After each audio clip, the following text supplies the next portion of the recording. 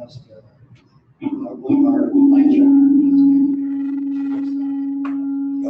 so am I supposed to speak into this thing or what? That's why I grabbed a stand. So I don't have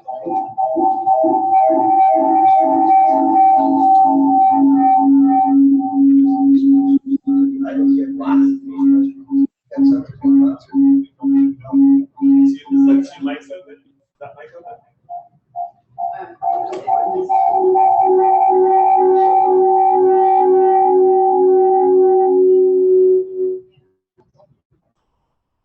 Now this mic is on.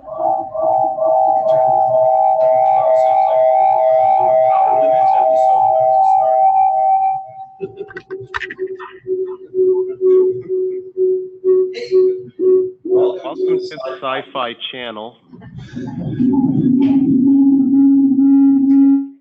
You're currently experiencing extraterrestrial.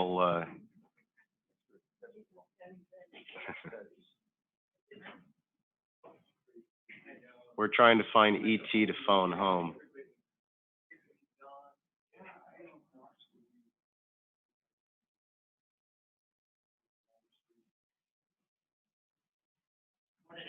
Good morning. Good morning. I hope people didn't think like I did, like the meeting was canceled. Yeah, that's what I was a little bit concerned about when there was a raft of removed from calendar. I got a lot of people asking about that, and it's like, you know, if you look carefully at what's there, it was simply having it, and I thought it was communicated in there that Paula said that she's got her invites, and then there was Jack's, and we'll talk about that in a little bit. But it looks like it's 9:31, so those guys who are online will start up in just a minute or two here.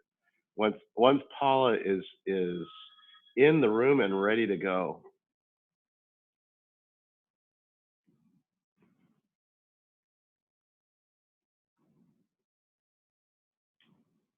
Are you ready?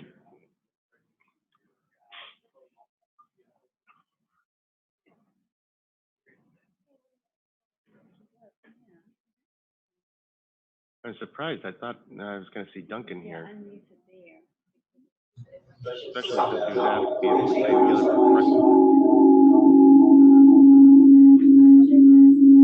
the other kind of hard to press this up. I'm not going to FaceTime up here.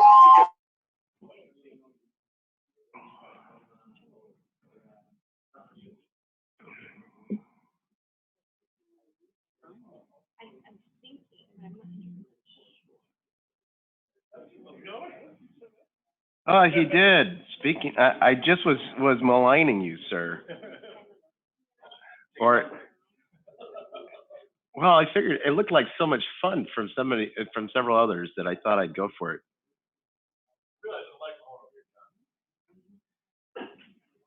Paula, I just got a text that Joe Kane says he just realized I don't have call-in info since meeting invite was deleted. Can you have Paula send out invitation to the group ASAP? All right. Or just resend your invite. I at least have it, and I did not delete it, so because there was no reason to delete it. I saved everything. I didn't cancel it. I know you didn't. But if you could resend, just hit a resend for your email, that would be marvelous. Hey, Duncan. Are we?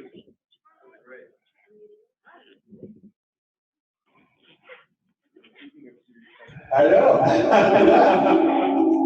had to get very long. My 14-year-old was like, Dad, I want to shoot. We had a trade. He said, I just got a Nike gift card. Deal. I did. Yeah. I did.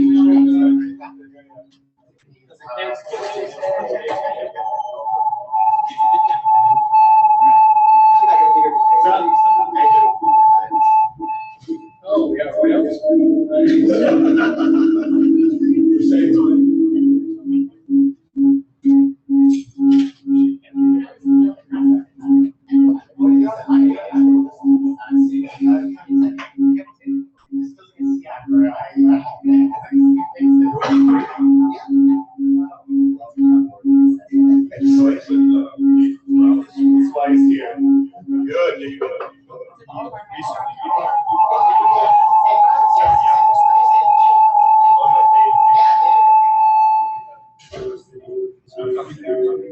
All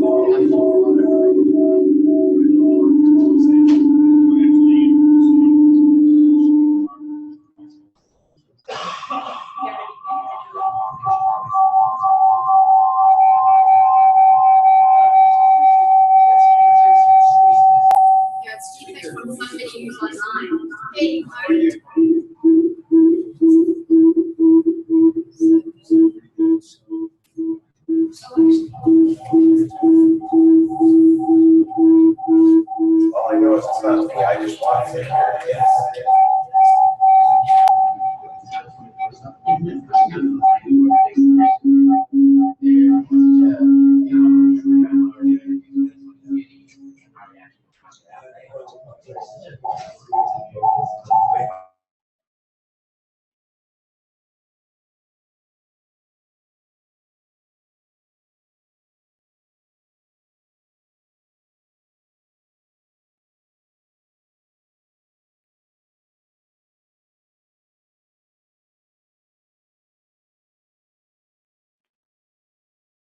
Okay, are we live now? Are we Memorex? Yeah. I'm showing my age by saying, is it live or Memorex, I think. Some of you guys are, I said that. Is it live or is it Memorex? That was a great ad campaign. Obvious, it didn't do much for the company, but it certainly was, in the long term, but it certainly was memorable. Okay, so just to put in perspective here, I'm John Tacker from UL, and Steve Jones asked me if I could fill in for him today. He had an extremely important event to attend. In other words, what it is it's the annual Jones family off to, well, actually it's the brothers to go wreak havoc, I think, in the Mammoth Lakes region. So we'll hear certainly, hopefully we won't hear any reports from the U.S. Fire Service or anything like that regarding what will have happened. Anyway, so so welcome, and again, sorry for the delay here. It's always that fun of being in a new facility and new hookups that you just need to kind of work out the bugs for it. Let's do introductions. And I'll start off, John Tacker, UL. Paul Cruz, Factory. And I'm wondering, should we be doing this by mic? Yeah, there's a mic getting around.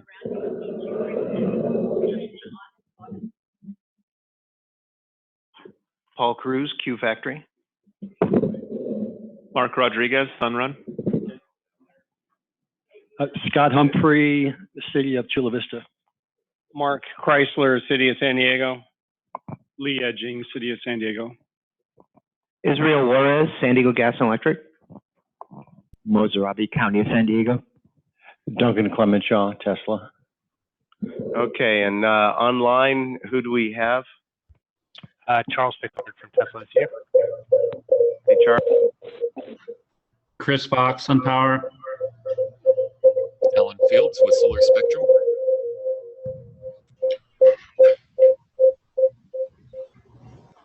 Milton Nogueira, Rooftech.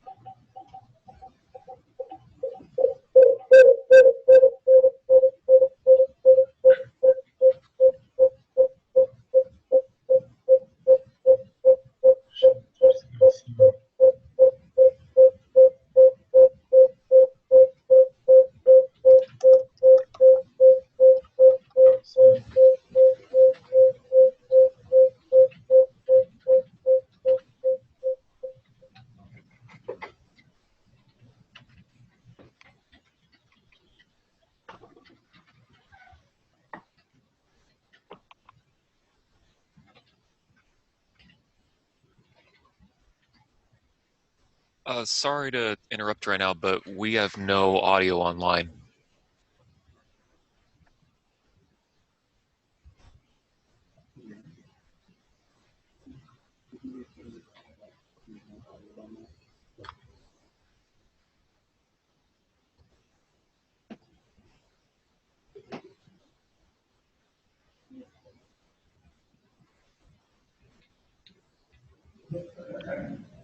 Sounds like they can't hear you or either, Alan. Yeah, probably not.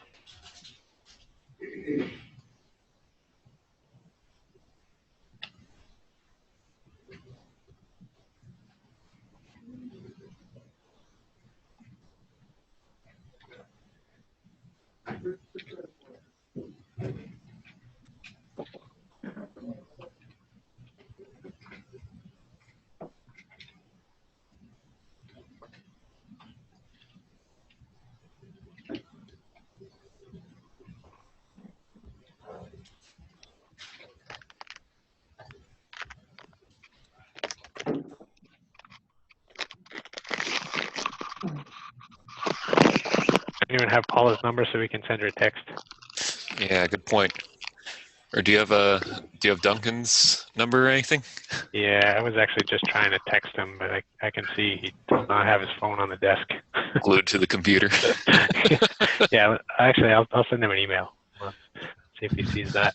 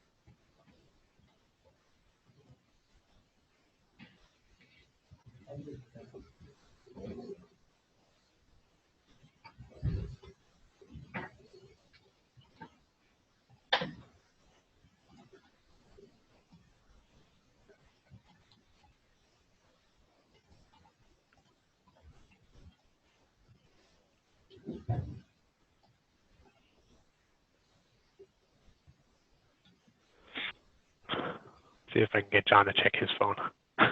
Yeah, I just tried texting Paula.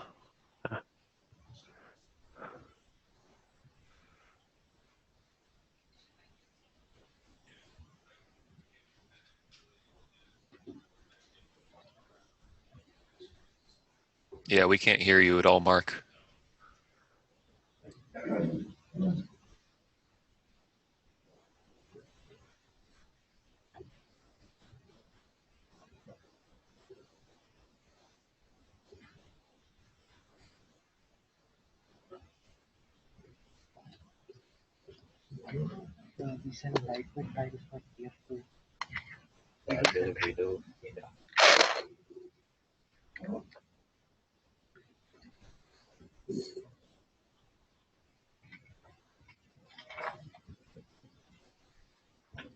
Hey, Alan, maybe they stuck just us two in our own room.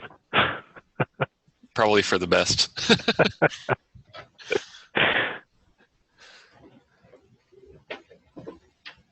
I'm here too, you guys. I mean, I see a pattern.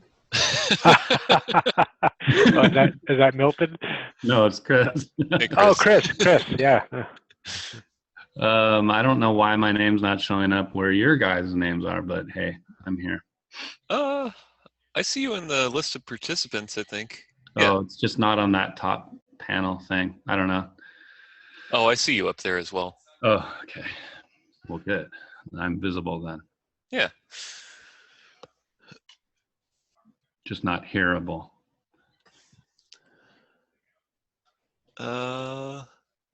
Let's see. Joe, let me give you the call-in number right now. Kevin just put something in the chat with calling stuff. Maybe we can do it that way. He's quick. I was trying to avoid the US toll.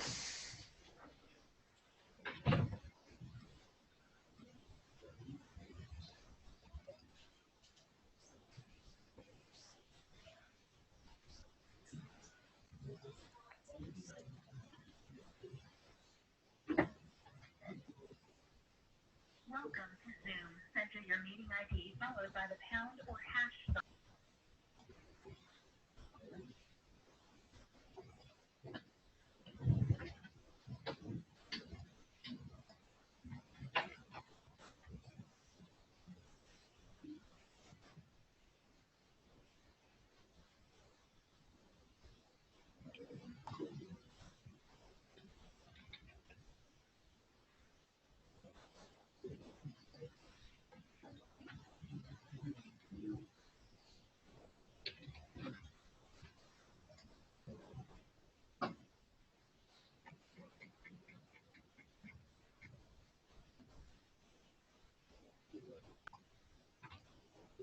I'm still not getting any audio.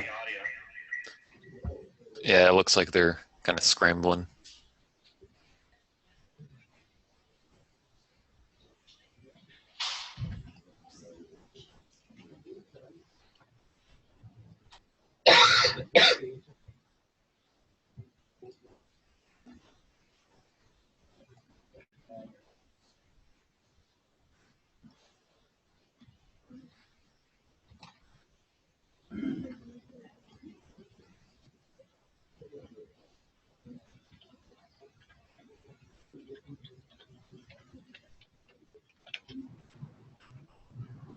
Hello? Oh, hey, we hear you now. Oh, okay, Ellen, I'm sorry, I've had to connect via my laptop because apparently the audio settings here, there's too much feedback and you lost John. So we're just going to have to talk really loud. Thanks, Paula. All right. We can hear you. Okay. Did you hear anything of what has been said in the last 20 minutes? No. Unfortunately not. Well, actually, you could go with that, be fortunate too. So, how well can you hear me? Well enough. Good. Then we'll just go with this, and we'll pretend like the last 20 minutes didn't happen. We went around the room. There's 10 of us here, and what I had said early in the beginning was that Steve Jones had asked me to fill in as chair for just today because he's going off to, he's gone this week to a family get-together that's up at Mammoth Lake. Sounds like a hell of a lot more fun to go fishing, but you know how that goes. So ergo, that's the only reason why Steve is not here. He's looking forward to hearing what our discussions are and what we come up with. Would it be a benefit to you guys if we do a quick around the room again of the intro of who is here? We actually heard all of the intros. It was just once you passed the intros off to the people online that we lost all audio. So perfect. Okay. So so in regards to that is what I was saying as far as announcements. I'm glad that everybody that either came here or are online realized that we're deterred by a raft of certain meeting calendar cancellations that was done solely because it's Paula is the one who has the meeting invitations and manages that. It's not Jack. So that was why that changed. We'll talk in item 6. We'll talk about in a lot more detail. We'll talk a lot more about what are the next steps for SEAC. As far as item 4, the report on the DOE, OE, ESS safety roadmap. A lot of fun letters there. Dave Conover is, he's retired now, but just about a year or so, about a year I think it was.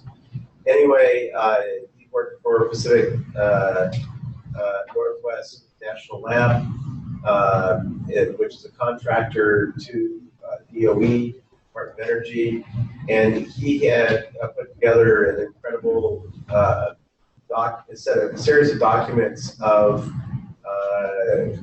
all that's going on with ESS, storage batteries, whatever you want to say, anywhere and everywhere they could find information about. And so he's going to give an update on what's happened with that report. He'll be on at 10 o'clock because he's on the East Coast and what can I say? He's retired, but he's more than he's still doing certain contract work for DOE. So what I was asking is that on item 5, going into that is Mark just said he can hear, but no one can hear me. Am I muted? I have no idea whether you're muted, Mark. Try to figure out how to adjust that. If there's something that I don't want to go racing past a particular item. If for some reason you're trying online to get a comment in, of course, good luck because trying to get a comment in past me. But barring that, as I said, please just send a chat message, and so that we'll see that you're having difficulties in bringing up something. At least we can use the chat system. I think you can hear me now. Is that correct?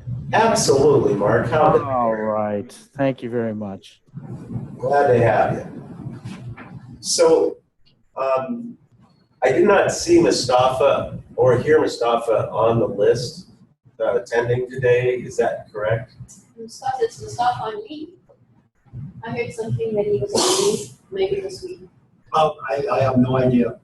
I work for the city of Chula Vista. Oh, sorry. He would know. Oh, sorry. Okay. Yeah, he's in a whole different world. I cut that string a long time ago. Okay, sorry about that. I said you were small. Yeah. So, with that in mind, I was wondering, Alan, since you've been the most faithful to that particular task group, and I think that a lot of us are kind of scratching their heads trying to figure out, okay, where are we? Where is the direction of the task group? Would you mind taking a shot at least from your what you figure out is going on regarding that task group? Sure, not a problem. So we're I know I keep on saying this just about every meeting, but we're basically done with the document, just aside from the whole great rapid shutdown debate. So for those who aren't really in the know on that, this coming Wednesday, the 21st, from 10 to 11:30 p.m. Pacific time, we will be having another discussion about rapid shutdown requirements for storage battery systems. Basically, just trying to decide what SEAC overall is going to be comfortable with as far as putting rapid shutdown requirements for energy storage systems in the plan check document. I'm sure that most of you have pretty strong feelings about that, and I think that we did actually get a little bit of, we did come to some understandings in our last meeting, but hopefully this coming meeting will be the very last that we will have to have regarding rapid shutdown. This one, I shouldn't say simple topic, but this one topic. So I could say simple, just not easy. Yeah, that's true. Simple answer. I mean, if we wanted to make it simple, then I think we could. So basically, we're just waiting on that, and then hopefully we can just finalize the document from there. Well, that's good. So the those who are interested, then Paula, on the SEAC website are if somebody wants to jump in on that discussion next week, they have that information. Yeah, everything's been updated to the website under events. Perfect. Okay. Anybody have any further questions regarding this that particular group, or want to make any comments one way or another regarding that group? I know there's going to be it'll be a very interesting and heated discussion, I'm sure, next Wednesday. It will. So just also to bear in mind on any of the task groups that the way SEAC was originally structured and it continues to operate is that task groups are a great place for doing a lot of work and having a lot of these discussions. And the intent, though, but the bottom line is that for it to be a SEAC document, is that it has to come before all the work of the task group has to come before the SEAC, the committee, those that are the voting members of SEAC, and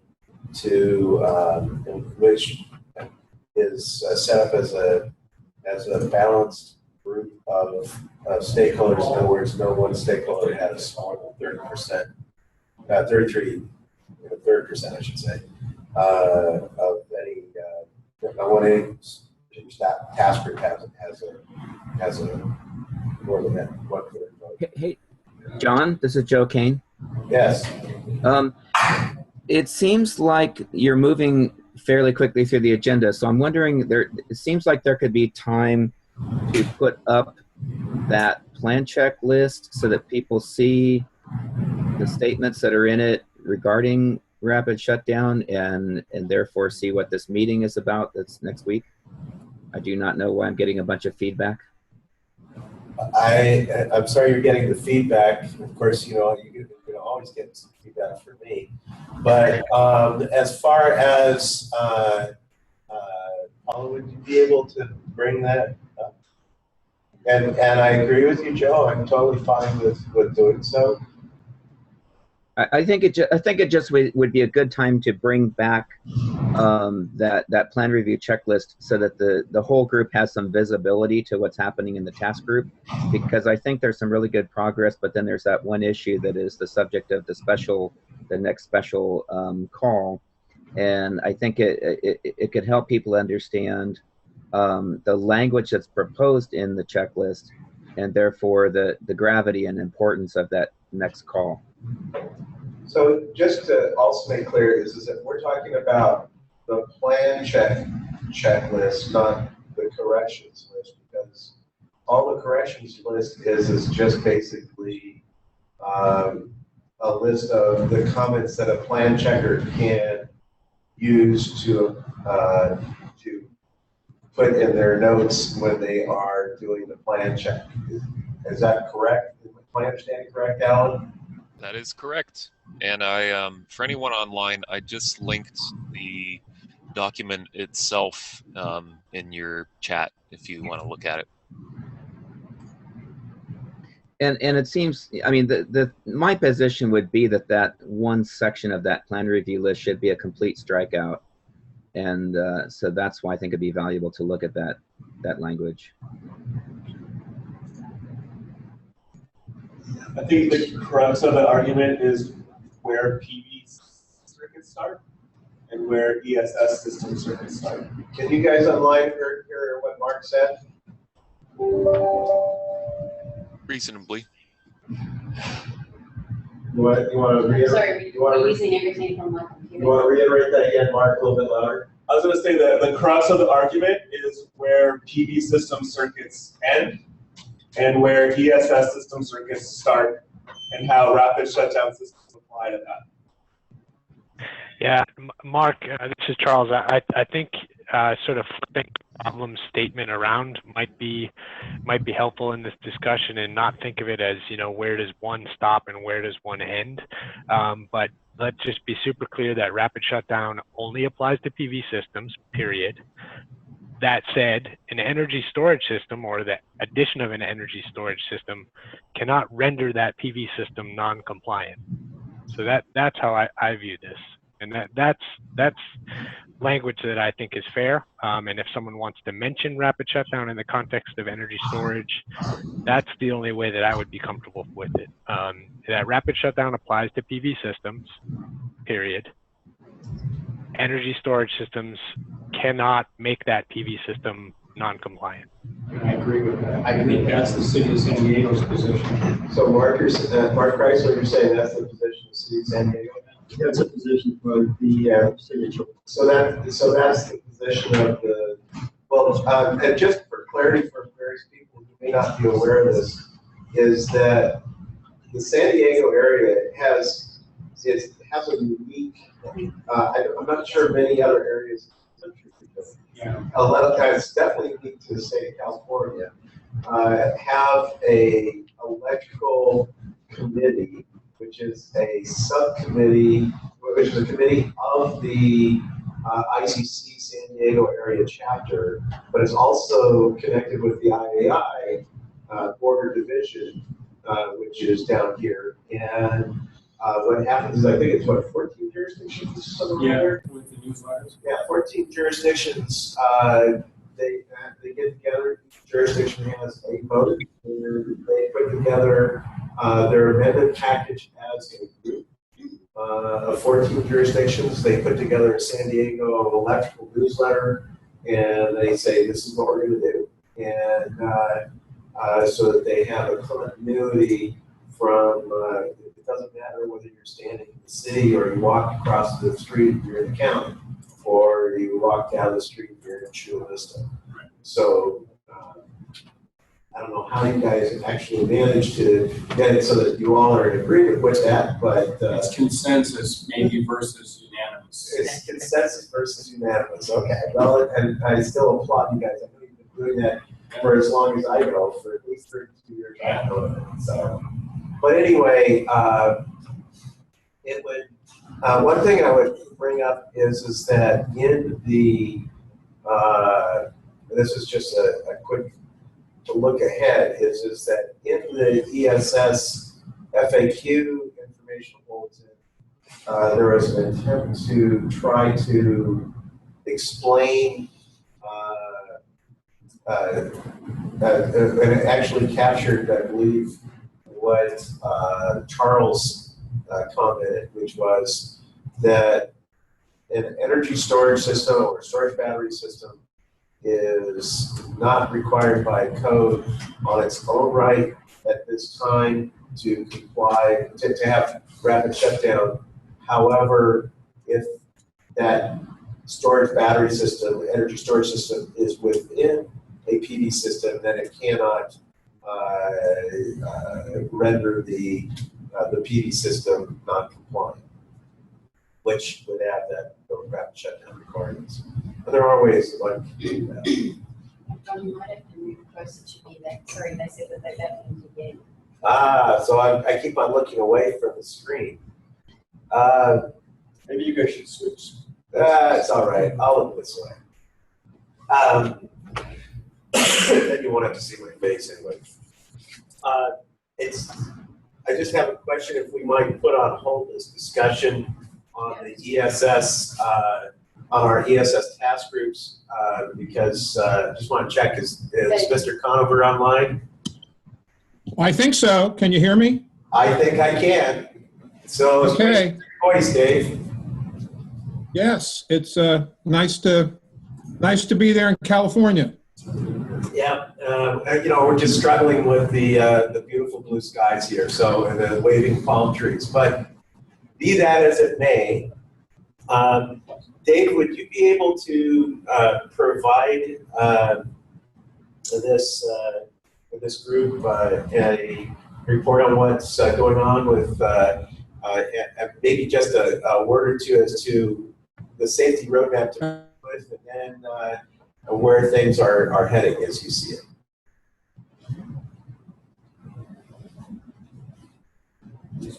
You still there? All of a sudden you froze on the screen there. Technology is a wonderful thing. Yeah, there was an alert that said your internet connection was unstable. Yeah. Is your internet unstable? Yeah. Maybe it went into rapid shutdown. Yeah. A little longer than 30 seconds. I'm back. We got disconnected. Perfect. I'm glad you came back on, Dave. Okay. So, what I was asking if you could just what exactly is what PNNL and Sandy are doing in regards to and where we are at the most.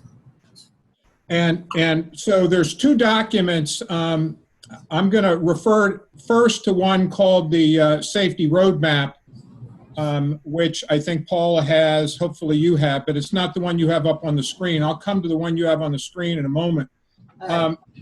Going back about 3 years in support of the DOE Office of Electricity, PNNL and Sandia initiated an effort to start to focus on safety. We had originally focused on performance, and with 100+ stakeholders developed a protocol or pre-standard in 2012 for measuring and expressing the performance of energy storage systems. And that's now found its way into US and international standards and so on and so forth. But then there was a workshop back in 2014, and it was very clear that the larger issue was safety, and specifically identifying gaps, having questions about safety that we might not have answers to, which generates R&D, or if we have answers to safety-related questions, figuring out how to effectively memorialize them in codes and standards. And then third really is what I call herding the cats, getting everybody engaged, all stakeholders from all different, if you will, walks of life, whether it's utilities, insurance, third-party testing agencies, first responders, etc. So we initiated work in 2014 on safety-related activities. And with respect to codes and standards, we have been communicating with folks about what's going on. We've been participating on, I was a member of the UL 9540 committee.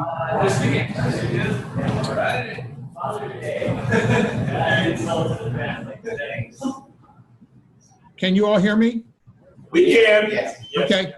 So I'll fast forward. So the latest roadmap really is to reboot and enhance the activities that we're doing. We don't want to do this in a vacuum, and we don't believe or want to be considered the leaders, as in PNNL and Sandia are going off doing their own thing. What we're trying to do is facilitate with this roadmap a common vision and understanding by all interested and affected parties, and collaboration by all interested and affected parties on research. That is, if we need to have a goal of fostering confidence in the safety and reliability of systems, we need R&D.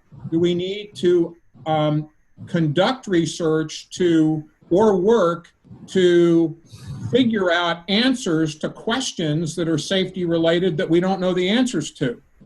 Secondly, we want to take the results of what we know and apply it in updating and enhancing codes and standards so that they can be available to act as a basis for documenting or validating safety. And the third really is to foster collaboration. So on the collaboration issue, for instance, we're going to be launching a new website in the next couple of days that focuses on this roadmap and these areas of R&D, codes and standards, who's doing what, what's going on, et cetera. In the area of R&D, one of the things we'll be releasing, I think today or tomorrow, is there's a gap in that a number of folks in the I'm going to call it safety arena are suggesting in certain instances you need full-scale testing, fire testing, for an energy storage system. It may be that UL 9540 or other codes and standards may not provide enough guidance in terms of how a large system may perform with respect to fire and other related incidents.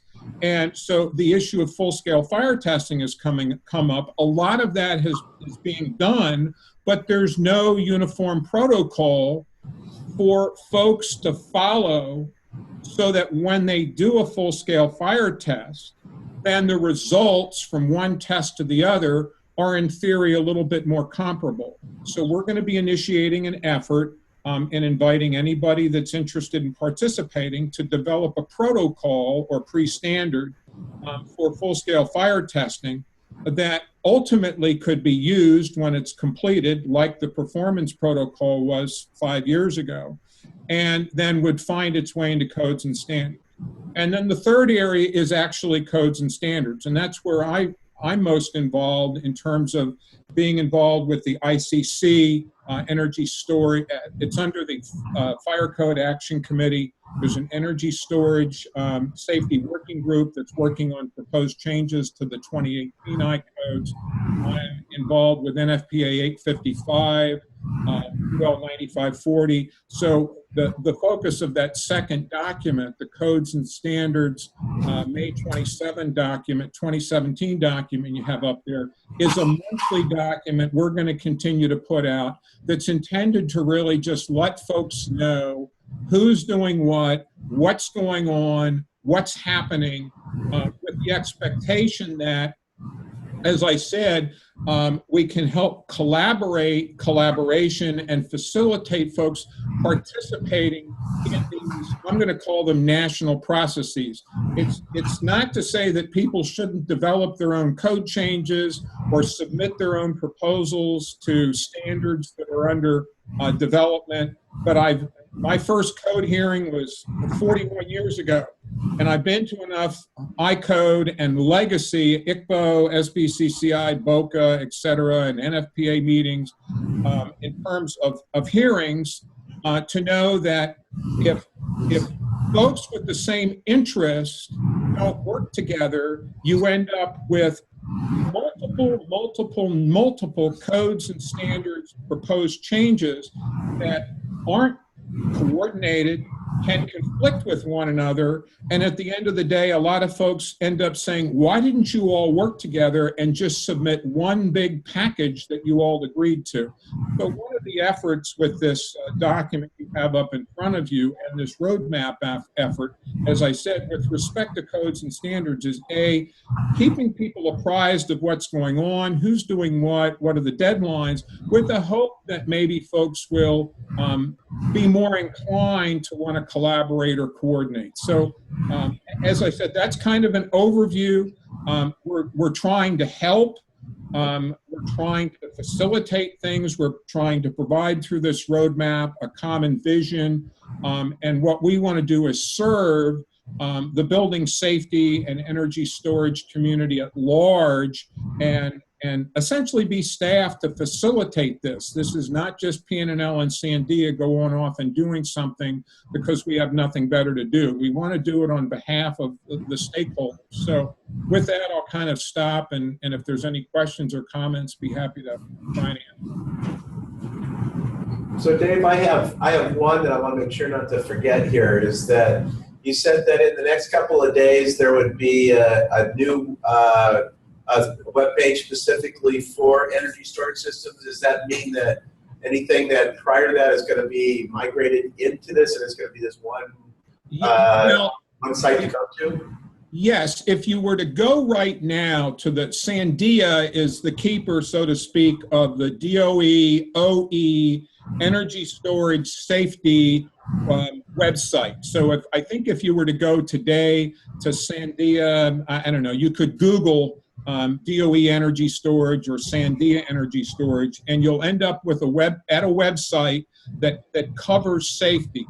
All of the information that's been in that website is going to be transferred to the new one. The new one is just, I think, a little bit more user-friendly. It's a little bit better organized, and it's organized in terms of these topics in the roadmap: R&D, codes and standards, communication, collaboration, and then, of course, it will take you to other resources and other, stakeholder groups that are working in this space. So, and is there any problem with SEAC on our website linking up to that? Not at all, not at all. And I believe I reviewed what's on that website now and provided some feedback to Sandia before they make the transition and make it live. But they'll be sending out an email to our energy storage safety working group, which is like 250 plus people, and anybody that wants to participate can certainly let Sandia know and get on that website. But and get notification of all this information. But yeah, be happy to do it. And I believe SEAC is going to be listed as a resource so that folks can also get to you folks. Perfect. So the website, your website has information of how to sign up to get those alerts and all that. Yes. Thank you. And I will be, as I've done with Paula in the past, when these releases are made and they go to the Energy Storage Safety Working Group, I've always presumed that, well, that's a captive audience per se. That's the 250 people that are already aware of this. And so it's always the issue, how do you make sure that others are aware of this in case they want to sign up without dropping leaflets out of airplanes and taking out spots on the NBA finals to let people know that. So one of the things that we do is I then send an email about this to the national organizations that I'm the point of contact with: ICC, NFPA, IAFF, IAFC, POLA, and there's a number of others. And the Sandia staff will do the same thing, so that the staff at these national organizations, or organizations such as SEAC or the others that I've mentioned, are aware of this. And it's kind of like, hey, FYI, let your staff know. If you want to make this available to your members or committees, have at it. And hopefully then through those vehicles, folks at, for instance, IAFC, they're right down the road from where I'm located in Northern Virginia.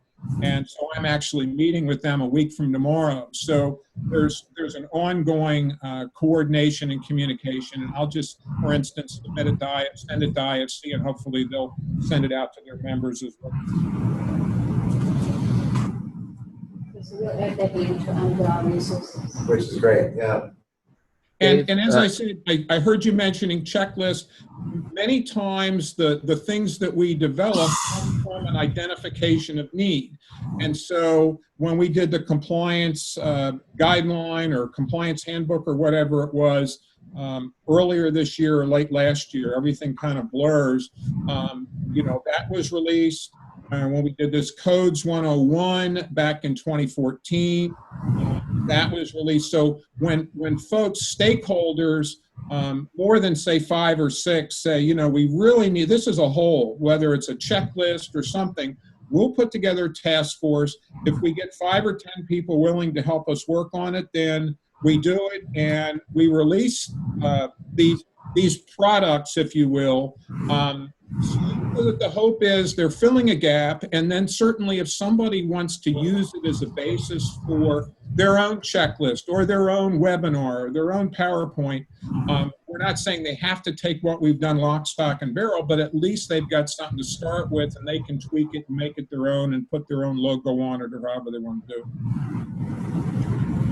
it. So I've got a question. Go ahead, Joe. Yeah, Joe Kane.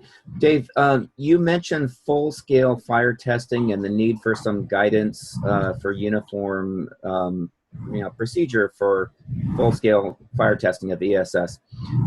Now, in the 2018 IFC one of the fundamental requirements is clearance from walls and clearance from one cabinet to another cabinet. And then there were some last minute exceptions put in there that those, say for instance, 3 feet from a wall, 3 feet separation from cabinet to cabinet, the exception was if fire testing and justification was provided.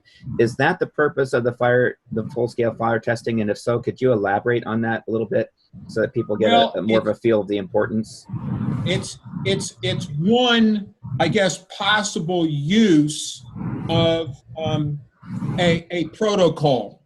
So whether it's clearances, whether it's ventilation, whatever the issue is, I guess if a code/standard prescriptively requires certain things, or in the case of a UL 9540 test, it may subject the system or the box to certain tests.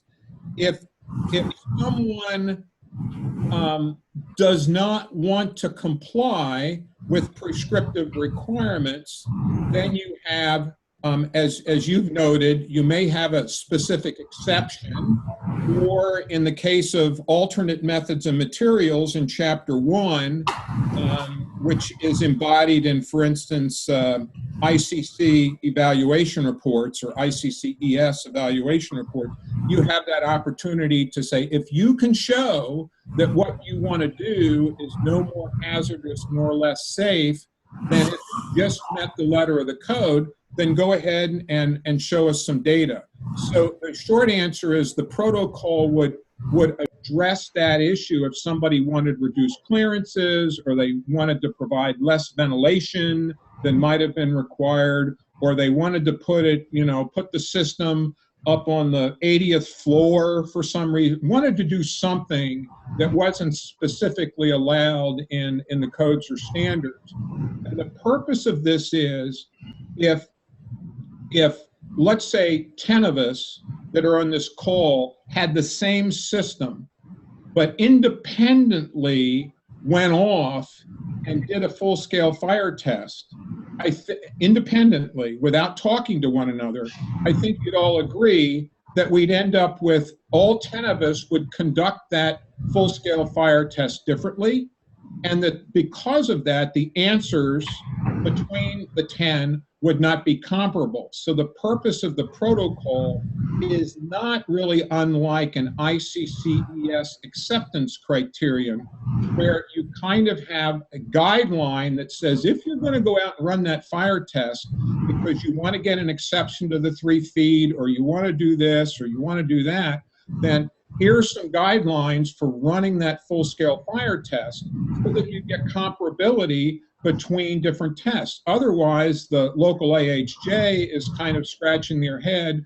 wondering, they're getting test data from multiple folks as proponents of different systems, and all of those test results, if they're not done to the same kind of metrics and test procedures, the results aren't comparable.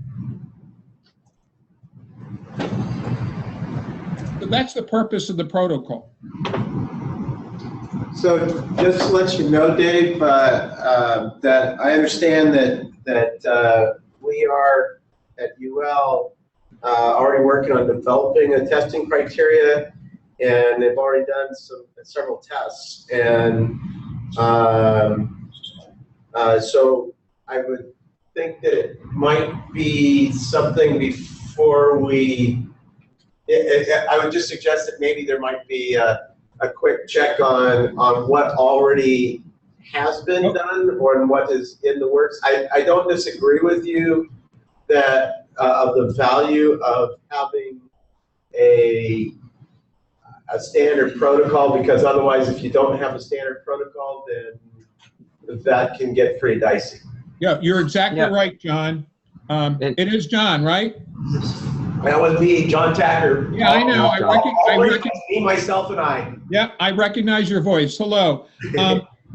You're exactly right. And so what we're doing is, and what you've described is actually, kind of also kind of in the works at DNVGL and Intertech and FM Global. I mean, anybody that's in that space that's going to run a test is, as you've alluded to, within their third party is going to go ahead and come up with whatever they think is going to work. So we do not want to discount those activities that are ongoing. And so what we're sending out today or tomorrow is a one-pager. It's a one-pager that succinctly describes what I said. What's the value of a protocol or a pre-standard or whatever? And it's essentially, we'll be saying we're thinking about starting a task group to develop such a document. Is anybody interested? So that may be a case where if we get if we get no responses, then we'll drop it. If we get people that say, yes, this is a good idea, but we ought to look at what UL's been doing, or DNVTL or whatever, then we'll take that input and try and figure out how to best, or the answer may be, as you've suggested, well, we've already got enough water under the bridge. With this particular, we're writing a standard, so maybe it's a case where some folks come back and we end up saying, oh, it's really not needed. I do understand the difference between a bench standard, which is something that a testing lab would use internally with their clients, bench standard, and I'm going to call it a voluntary sector consensus standard. So if folks are saying we're already working on internally, we have a bench standard we use for our testing, that's good information, but it's not necessarily the same as saying I have an ANSI dot yada yada yada standard X that's in the voluntary sector. Dave, Joe Kane again. I'm bothered by my feedback. So I think this is really important, and one of the examples I might offer is we are accustomed to designing and installing electrical cabinets against a wall to maximize use of, say, an existing electrical room, and this might be something that could provide that justification. And I see your head shaking in an up and down fashion on the video. So that's one of the reasons or example of the critical importance. Yep. The next question I did have is, where might this test protocol land? And to me, it seems like rather than a standalone standard or criteria, that if it could be worked into UL 9540 or perhaps NFPA 855 under development, then those would be the places where we're going to expect that we have to go anyway. And so if those listings or standards that are going to become industry standard protocol, it seems like that'd be the most useful place for it to land, trusted by the building departments, and we already have to go there anyway. Exactly. And so if I can use the example of the performance protocol that we, with 100 plus stakeholders, developed back in early 2012, folks were saying it's the Wild West out there. Everybody's throwing out performance metrics, state of charge, round trip efficiency, ramp rate, yada, yada, yada. They're throwing all these numbers out. I get 80 miles to the gallon. Now I get 120 miles. I get 150 miles to the gallon. And it was the Wild West, and folks, everybody are throwing out performance metrics, but they're all doing the test differently. So we need something to use as a guideline at least. So within 6 months, we put together a protocol. It was not our intent. I used the word pre-standard because the document's written just like a standard, but we don't go through a formal process. Our hope is that what we're attempting to do is get something, herd the cats, get all stakeholders involved, do something very quick that serves as a starting point with the expectation that somebody, an SDO, will pick it up and run with it. One of the things that we cannot do is what we developed, using the same model, we developed a quote-unquote pre-standard for the installation of energy storage systems. In other words, we developed something that was intended to become an NFPA 855. But we cannot, DOE and the labs cannot specifically go to NFPA or go to UL or go to ICC or whoever it is and say, gee, would you guys please take our protocol and then use a consensus process, your SDO process, to turn it into a standard. The reason we can't be proactive in that space is if I were to write a letter to NFPA saying, here's a draft standard, would you guys please develop a new standard on this topic? I would be willing to bet that ICC might have some concerns or other SDOs might have some concerns. So what we do is we fully want people to pick that. We want an SDO to ultimately pick this up and run with it. What we're really doing is doing a rough first draft so that when an SDO starts to run with it, they've got something already written down and can run with it. And in the interim, at least there is something available, even though it's not quote unquote a consensus standard. At least there's something that people can use in the interim until whatever SDO decides they want to pick it up and run with it until they're done with their work. We don't want to be in the standards business. We want to be in the facilitating business. And so if someone says there isn't a need for this protocol on, full-scale fire testing, well, we'll step back. But if folks say, it would be helpful, it would be nice to get, something down and get it organized and do it quick and get it out there, and then an SDO can pick it up and run with it. That's what we want. We're not in the standards development business.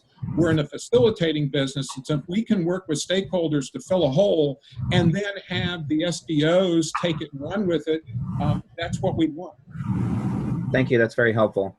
Well, being in the standards developing business as from UL, said I know that there's been a lot of discussion. There's been research. There's been and such. That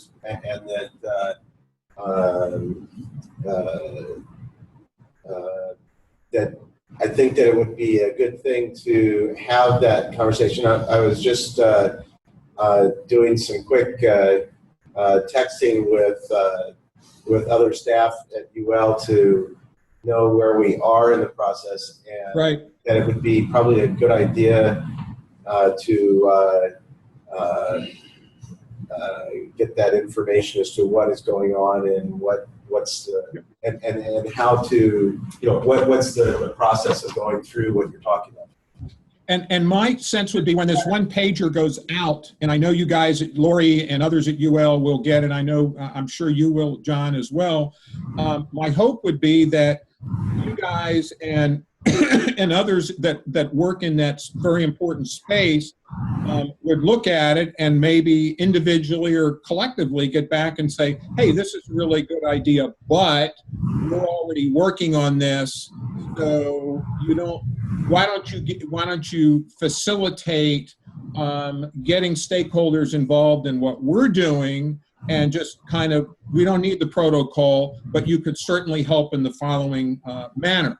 And if that's where it ends up, then, maybe we get on the committee. I'm on the 9540 committee. I'm on the 1974 committee. I know David Rosewater at Sandia is on a number of IEEE committees. So we're trying to help those activities, not lead them, but help and engage where possible. So again, that was a long-winded, but the short answer is if SDOs say, no, this isn't really needed, then we don't need to proceed, but we can let people know what's going on through this codes and standards report. And then to the degree that we have the bandwidth, the Sandia staff or P&L staff can participate in those processes. Sounds great. Anybody else have any further questions to Dave regarding roadmap regarding PNNL and Santhea's involvement in the process? Excellent. Okay. Yeah, I always hesitate to say I'm from the government and I'm here to help, but you know, it really is. I'm very, very sensitive to that based on my involvement over the years in codes and standards and technology. And so we don't want to set up a fiefdom here. We would just want to facilitate everybody kind of knowing what's going on and collectively getting the job done, which is ultimately, you know, documenting and validating the safety of this stuff in a, you know, in a timely way. So. All right. Well, thank you for your time. If you don't need me for anything else, I've got some other things I need to take care of, and I'll just sign off if that's okay. Yeah, thanks, Dave. That would be great. Thank you, Paul. And I'll be in touch when this stuff starts coming out in the next couple of days. I'll make sure Paula gets copies of it. Yeah, thanks, Dave. Excellent. Thanks. Okay. Thank you much. Bye. Thank you. Bye. Thanks. All right. So let's go back to our. I'm assuming everybody is still able to hear what's going on. That we're still connected. So let's go back to our item 5. Back to our discussion where we had kind of left off, just to accommodate for Dave's schedule regarding the plan check checklist. And I believe that there was a, do we want to discuss that any further?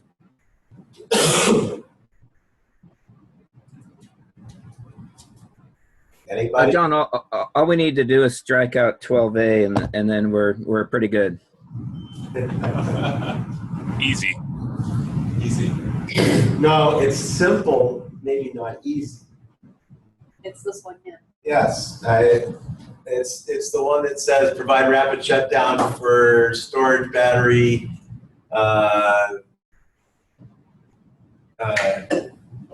For storage battery system, circuit conductors of more than 5 feet in length inside a building or more than 10 feet in length on buildings. 690.12. So, What's the concern? In short sentence. The short sentence is that ESS is not covered under 690.12. I understand. no, he's going the other direction. He's asking the other direction. So I'll tell you this, Scott, is that, and I'm looking for anybody to correct me on this, is that my understanding is that 2 jurisdictions north of here believe that rapid shutdown,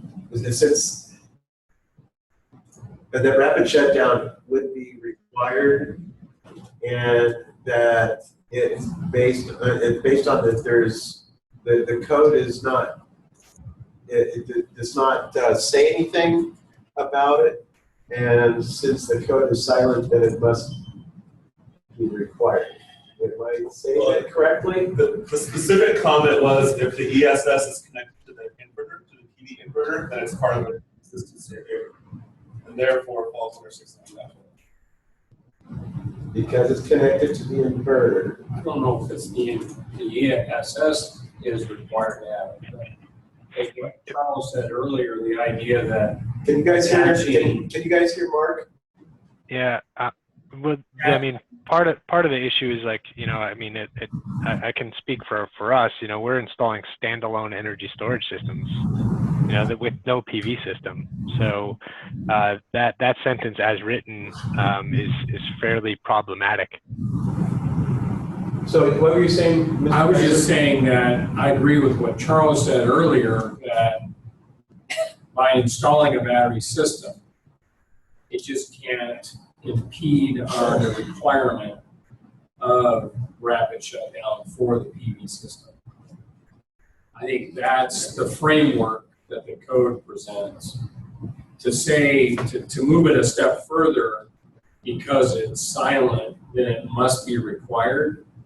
That's a big, big leap, as I understand code. I would agree.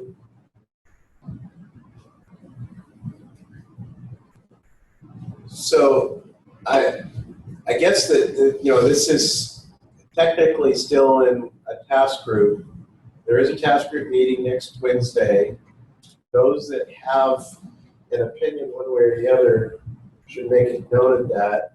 But remembering again that the checklist for it to be a SEAC checklist, a SEAC document would then have to come before before the committee, to the committee members and voted upon accordingly. So just noting that. And this is Joe. This checklist, the header on this checklist is according to 2014 NEC. And so the only other thing I'd ask is if you could just reaffirm the time of that special meeting, which is going to be very important.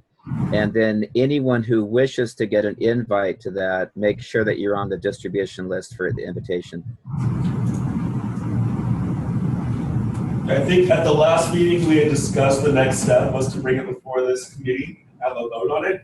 I think we probably need to go to the next meeting because the people that are on the con side of this argument aren't represented today. So you don't have it happening.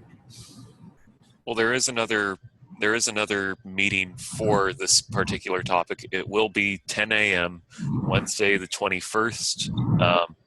Those who have not actually received an invite for this or haven't seen any email, please reach out to Paula for an invite. It is on the calendar, and it's as we know it that is the. It's on the website with all the details and the events. Yeah, so go to the website. Yeah. Can you see it on the screen? And there's a link at the very bottom that you can copy that's to your Google Calendar. Or you can just, you know, put it onto your Outlook by typing it in and all of that. Okay. So interesting. I think we kind of beat that one a bit. And hopefully that will be, that Wednesday, the 21st meeting will be done, and that hopefully that we could do, the committee at large can vote on the final document before the July SEAC meeting, just to get this done with. I think we're fast approaching a full year. ESS task groups. Yeah, it is. It was July of last year. Yeah. Charles, could you comment on the storage battery inspection guideline? Yeah, this would be a pretty quick update. That document I think is pretty close to finish. Same update as last time. The sort of final touches are kind of just stalled. The last pass will just be correlating with the outstanding documents still being developed, and that sort of same goes for the rapid shutdown broader document that we were working on. That's sort of stalled pending the outcome of this rapid shutdown versus energy storage conversation.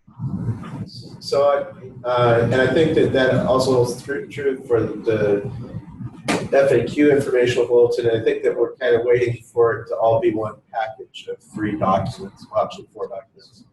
Paula, could you please bring up the ESS FAQs Google Doc? There's one thing I want to bring to your attention, that there were a couple of us that's met for the ESS FAQ task group at the beginning of this week, and I want to bring your attention to a question that's the FAQ near the bottom. I think it's item 14, and considering that it's all about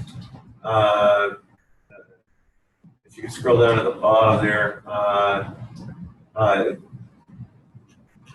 there's a couple of little things to just kind of take care of. Back up. We included a couple of several drawings that, thanks to Charles, you know, the typical the picture speaks 1,000 words. But what I want to bring your attention to is actually it's item 13, I guess. There we go. So this was the drafting, further drafting that was done by the ESS FAQ task group as to whether a battery storage system or storage battery system, I probably should flip that around on the words there, do they require a rapid shutdown? And this was the conclusion that task group came up with. So I think that I just want to bring that to the attention of those who are going to be involved in the discussions on the task group of the plan check next Wednesday, whether they feel that would be a benefit to, you know, I think discuss both this and what's in the plan check to explain what should be considered with the battery storage system. Any comments on any of the ESS stuff? All right. The NEC task group also met this last week, a couple days ago, and a couple things I want to bring up. If you could bring up our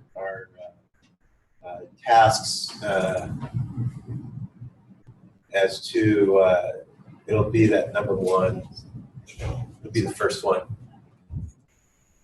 Hey, John, this is Joe. While you're looking for that document, I just want to kind of thank and you know, congratulate the people that have been putting in these efforts, because I think these documents are really important, and I think they're going to have a very broad application.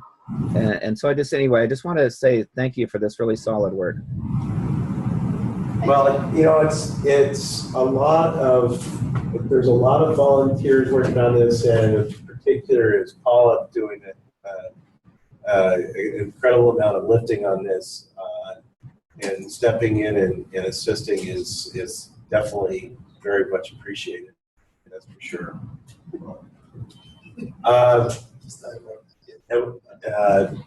And I think that we'll talk further on how we might, that'll be under item 6. As far as the NEC task group, a couple of things. The item 1 is, you know, we as a task group, we said we're going to do 6 projects, sub-projects.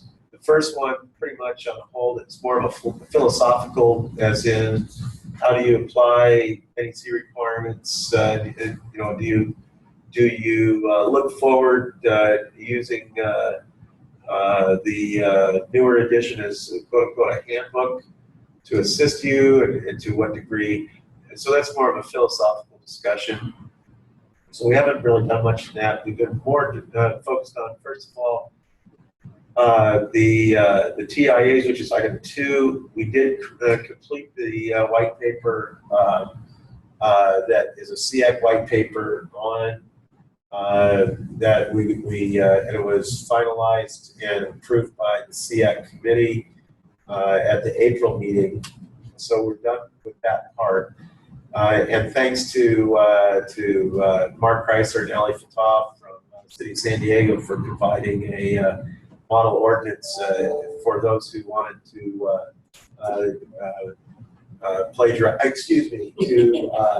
use a base document for writing their own ordinance for accepting the TIAs. One thing that I want to bring up here is that we did discuss, is there some way that we could get the Building Standards Commission to just accept the TIAs without having to go through 540 jurisdictions on like an emergency basis. And so the next time that I have an opportunity to talk with the executive director, Mia Marvelli, I'm going to ask her what path we might take on that. There are some of the committee that believe that the even better approach would be is just to adopt the most current code and be done with it once it comes out, because therefore we're all on the latest, and it's a heck of a lot easier. So that's always going to be, I think, the tension there. Developing proposals for the 2020 NEC. The task group thought about making proposals initially and then said, there's already a number of other groups, entities that are doing things, NREL, SEA, quite a few task groups going on already. So the suggestion was actually that more than anything else is that we, to grab some of the wording from Dave Conover, is that we act more as a facilitation, that if we see something or we feel that there's something needs to be done that hasn't been thought about in these other groups, that we make sure the other groups are have considered it or are considering it. The other thought is that actually the last one I want to bring your attention to is that Pete Jackson made an excellent point that there's nothing wrong with submitting the same exact proposal by many different people. In fact, when you submit the same exact proposal and under different people's names, then it gives a clear signal that that's a big thing and it gets attention. Excuse me. So, I'm going to die here. Anyway, so if you have proposals that you think ought to be submitted under SEAC's name, would you please bring them forward to this committee?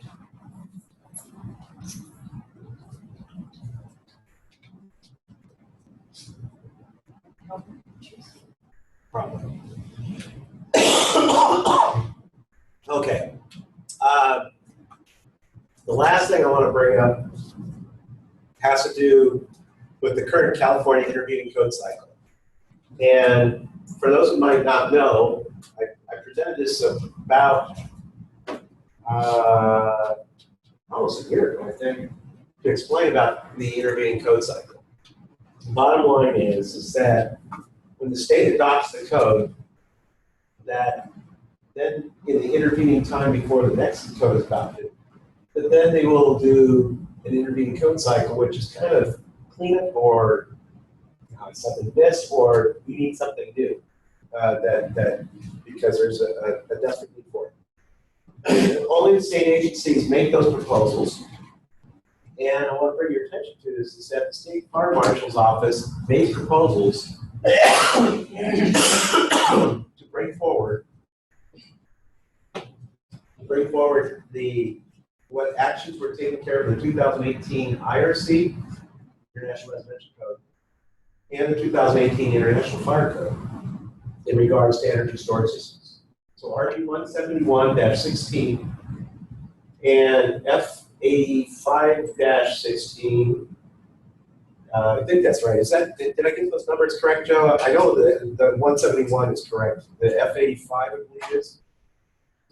Yes, F85, and I had conversations with Greg Anderson, and he had missed F87, so I put in a public comment to add the language from F87, and that's the one for access to an emergency escape and rescue window that so the roof below an emergency escape and rescue window requires access.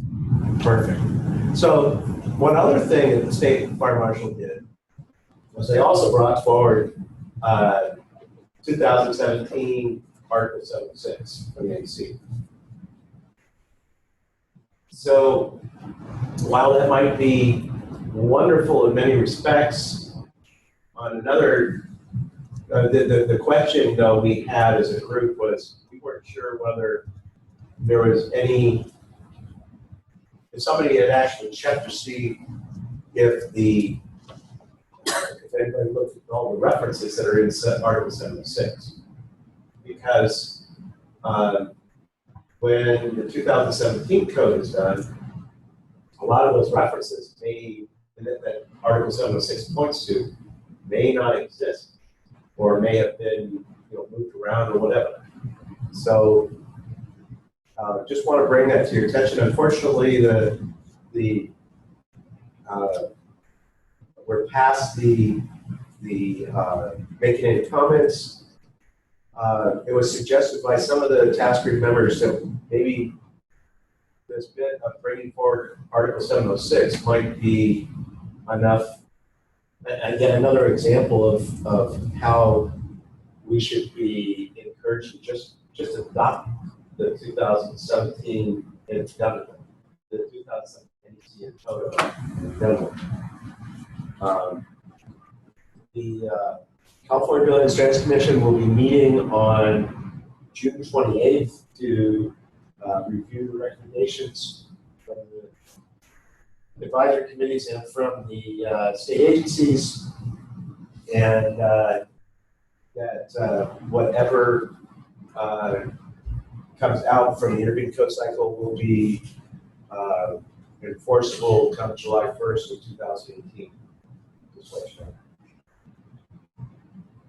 And I provided, for those who may be interested, on this Google Doc I had provided the link to the Building Standards Commission website. If you just go to bsc.ca.gov and you look over on the right-hand side, and in the column that talks about the intervening code cycle, you can click on that, and that's exactly what that link is. It provides you all the details of the proposals, provides you the timeline, and what actually an intervening code cycle means. So, any questions regarding NEC task group? Okay. Charles, rapid shutdown task group. Not to be confused with the rapid shutdown that's been going on in regards to DSS. Yeah, the remaining document again is still on hold. The short little guidance document that we put together is out and wild and is being circulated as far as I know. I think, I can't speak for others, but I know that we've had some success circulating that SEAC document in response to AHJs that are sort of retroactively applying rapid shutdown to existing systems. So, Charles, before you could you just in like a sentence or two as to what that whole focus was and why? Sure. With the adoption of the 2016 CEC, there seemed to be a little bit of a knowledge gap, and folks were understandably scrambling to figure out the best way to apply rapid shutdown requirements in the state, and specifically where new PV installations were being installed alongside existing PV installations, and how to sort of navigate the best way to address that. Because obviously you would have one system that would have rapid shutdown capability or functionality, and an existing system perhaps on a detached garage, sometimes even on the same structure, that would be a legacy or older system that may not have that capability. So what would be the best way to notify first responders that there would be two types of systems, and this specific document, the one that's already been released by SEAC, addresses that scenario where there's a new system installed alongside an old system, and what types of changes or modifications might trigger the application of rapid shutdown to the existing system, and what types of scenarios you know, an installer would be allowed to keep those systems separate. So now that clarification of how to deal with a existing system and then a new system and how to communicate to the fire service, that point was addressed in the 17 NEC and the 2018 International Fire Code. Yeah, so what we did, and you know, this is a suggestion that came out of Pete Jackson's jurisdiction in Bakersfield. What he was asking installers to do was essentially just lean on the 2017 language, where, you know, a placard directory is required, not only indicating that rapid shutdown is on site, but also indicating, you know, some sort of kind of bird's eye view of the array that might give a fire department or emergency personnel a better idea, a little more detail on which system would have the rapid shutdown and which one would not. So it was kind of like a variation on a theme, you know, just sort of pulling forward some requirements in the 2017 code to solve for that issue, and it seems to be working there. It, you know, we're sort of one by one kind of results are trickling in. You know, other jurisdictions are going that way, where they understand that, you know, labeling might be the best way to solve this issue. Just make it clear that, you know, one of the systems may have rapid shutdown and one may not. You know, and this is you know, an issue that's played out in other parts of the country also. So you know, the labeling, you know, you see that across the fire codes and the National Electric Code. You know, the labeling really is crucial to making sure folks understand what's going on that site. Does anybody on the call know whether the State Fire Marshal's Office proposals for the intervening code cycle also include addressing the rapid shutdown markings for the different systems? I don't actually recall any of their proposals having anything about rapid shutdown. Like, I think that their only proposals for the SEAC were just the introduction of Article 706, and I think most of their fire code related proposals were also geared towards ESS and nothing towards rapid shutdown. Yeah, I mean, the reality is, I mean,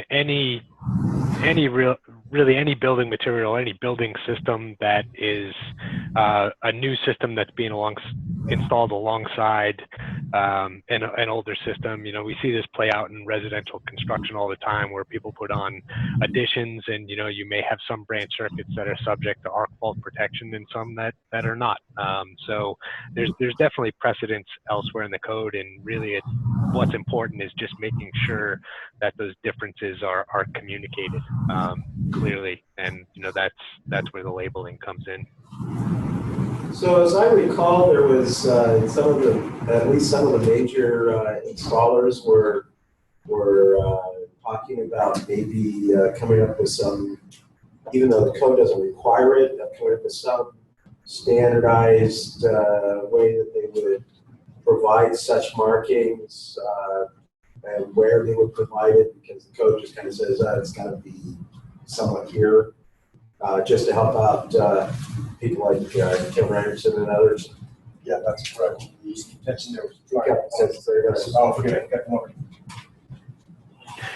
Yeah, and that's definitely you know, one of the major bullet items or major sort of task items for this rapid shutdown task group. Now that we've got that preliminary document out there, you know, once we time to reconvene, you know, that trying to agree on somewhat of a standardized label would be one of the outcomes of that task group. That's my hope, anyways. When do you plan to have that meeting are you just or is it a matter of bandwidth at the moment? Yeah, it really is bandwidth. We had sent out a doodle poll a little while back, and it just, that last call just didn't come together. And honestly, I think we all interested parties got a little bit sidetracked by the energy storage work. So I'm wondering if would it be possible, Charles, to, I think that there would be value to be coming up with that marking and have that clarity in that SEAC document? Is there a thought to maybe shoot for, say, after Intersolar, in the latter part of July to try to return back to that? Because I think that between now and Intersolar, there's going to be a lot of people with that, especially the solar people are going to be running around with they're going to be joining the chickens running around with their heads cut off. Yeah, that sounds like a fair goal. And I think that, but I don't want to.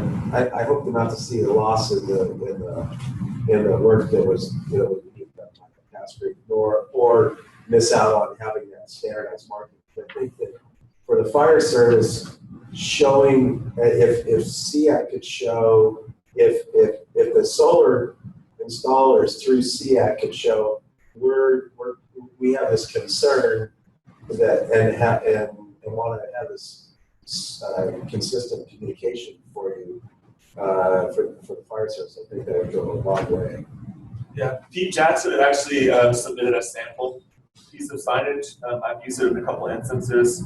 It's worked out pretty well, so I think we just need to come to consensus with it. It shows everything we needed to. So I'm going to presume, Charles, that probably in the next week or so that you'll ask Paula to maybe send out a doodle poll for something in the after Intersolar.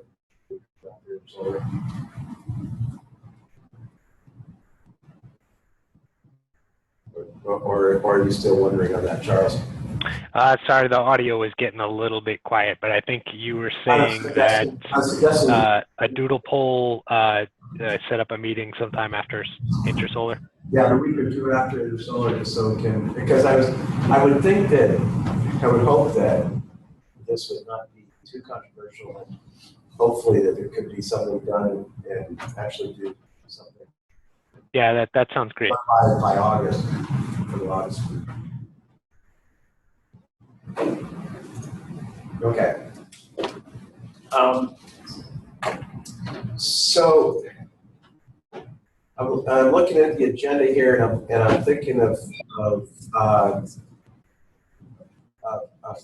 doing calling an audible here, doing a slight adjustment on the agenda, just to say, other than specifically regarding SEAC's next steps, I want to have an open forum of feedback on any other subjects that are near your heart that are not about the future of SEAC. Is there anything that I got a question for Charles on the rapid shutdown. Charles, can you hear Mark? Yes. Hey, Charles. So the question is, when it comes to location for a remote switch, rapid shutdown switch, other than readily accessible and outside the building, has the task force looked at location specific to at the array, at the inverter? Does it matter? Because the code appears to be somewhat vague. Yeah. Yeah, I agree with you. I would say that the code is maybe even worse than vague. It's the direction of where that switch needs to be, the actual location of the rapid shutdown initiation device. There is no requirement, right? So what we typically see is, or what we need to really look at is how people understand or interpret the idea or the concept of being readily accessible. Right. So in residential scenarios, historically, readily accessible means pretty much anywhere except, up on a roof, something that doesn't require a ladder to get to it. Historically, that's how readily accessible is interpreted. And in residential situations, that could mean that an inverter could be installed in a garage, and by the letter and the intent of the code, that could still be readily accessible because that inverter is not located up on a roof as you might find in a commercial installation. So what that means is if the rapid shutdown initiation device is the integrated disconnect on the inverter, which in many cases, many manufacturers, that is the case. That means you may have a AC disconnecting means and a DC disconnecting means. And if the DC disconnect, the one at the inverter, is the initiation device, what the code is clear about is, again, that label. Like, you need a placard directory at the service location that shows the location of all disconnects for all power production sources on site, and the location of that rapid shutdown initiation device. So it's really not a question of the rapid shutdown initiation device needing to be outside. What you need is a label pointing to where that initiation device is. And, we could say that maybe that was an oversight in the code, but really, and it is definitely clarified in 2017 as far as the location, but really in 2014, it's not that much different than even a service disconnecting means. Is required to be readily accessible but for a huge portion of the country, that service disconnecting means is in a basement. So I'm based on the East Coast. All of our service disconnecting means are inside or in a basement. So the idea or the concept of being readily accessible, if something's inside, it's not contrary to that, the intent of that. So out there in California, you may see inverters in garages that are the rapid shutdown initiation device, but the critical thing is that there needs to be a label at the service, which out there is usually outside, that shows where that rapid shutdown initiation device is. So that was kind of a long-winded way of answering your question. Hopefully I got to it. Maybe I will probably regret asking this question, but do we think that maybe we should also consider proposing further clarification to the 2017 NEC language regarding the marking location? Or will we be just shall we say, stepping in where native spirit trail? Well, because when you look at readily accessible, part of that definition is identifying, in some respects, of who's going to be using it, who's it intended for. And so that's been the discussion in our office, trying to come to some sort of standard. I use air quotes, Charles, because we're trying real hard not to get away from what code language is. But so who's it intended for? Is it the firefighter? If it's not integral to the inverter and it's a remote switch, where's the best location for that first responder to activate that switch, to open that circuit? Is it at the array? Is it at the inverter? What was the code making panel's objective and intent behind it? Almost kind of begs an informational level. Yeah. Well, and one of the difficult parts about this whole conversation is the variety of rapid shutdown systems that are out there. I mean, some rapid shutdown systems, like older SolarEdge models, you have to use the DC disconnect on the inverter, whereas their newer models might be based on loss of AC power, like their HD Wave series. And then you also have some manufacturers that are doing string level disconnects that still might not initiate rapid shutdown upon loss of AC power, and you still might need that separate switch. So I think it makes more sense that we don't have prescriptive locations for each of these different I guess rapid shutdown styles out there, and that we're kind of relying a little bit more on labeling and marking, like Charles was saying. Yeah, it's unfortunate Scott left, Scott Humphrey from Chula Vista, because he's actually ran into some installs where the understanding from the contractor's point of view was that it was a integral rapid shutdown on the switch, but once looking at it, looking at the labeling, looking at the instruction, it was purely just a DC switch rather than the rapid shutdown features. So yeah, there's several layers to the onion here of trying to figure this out and make sure as an AHJ that we're applying the code properly.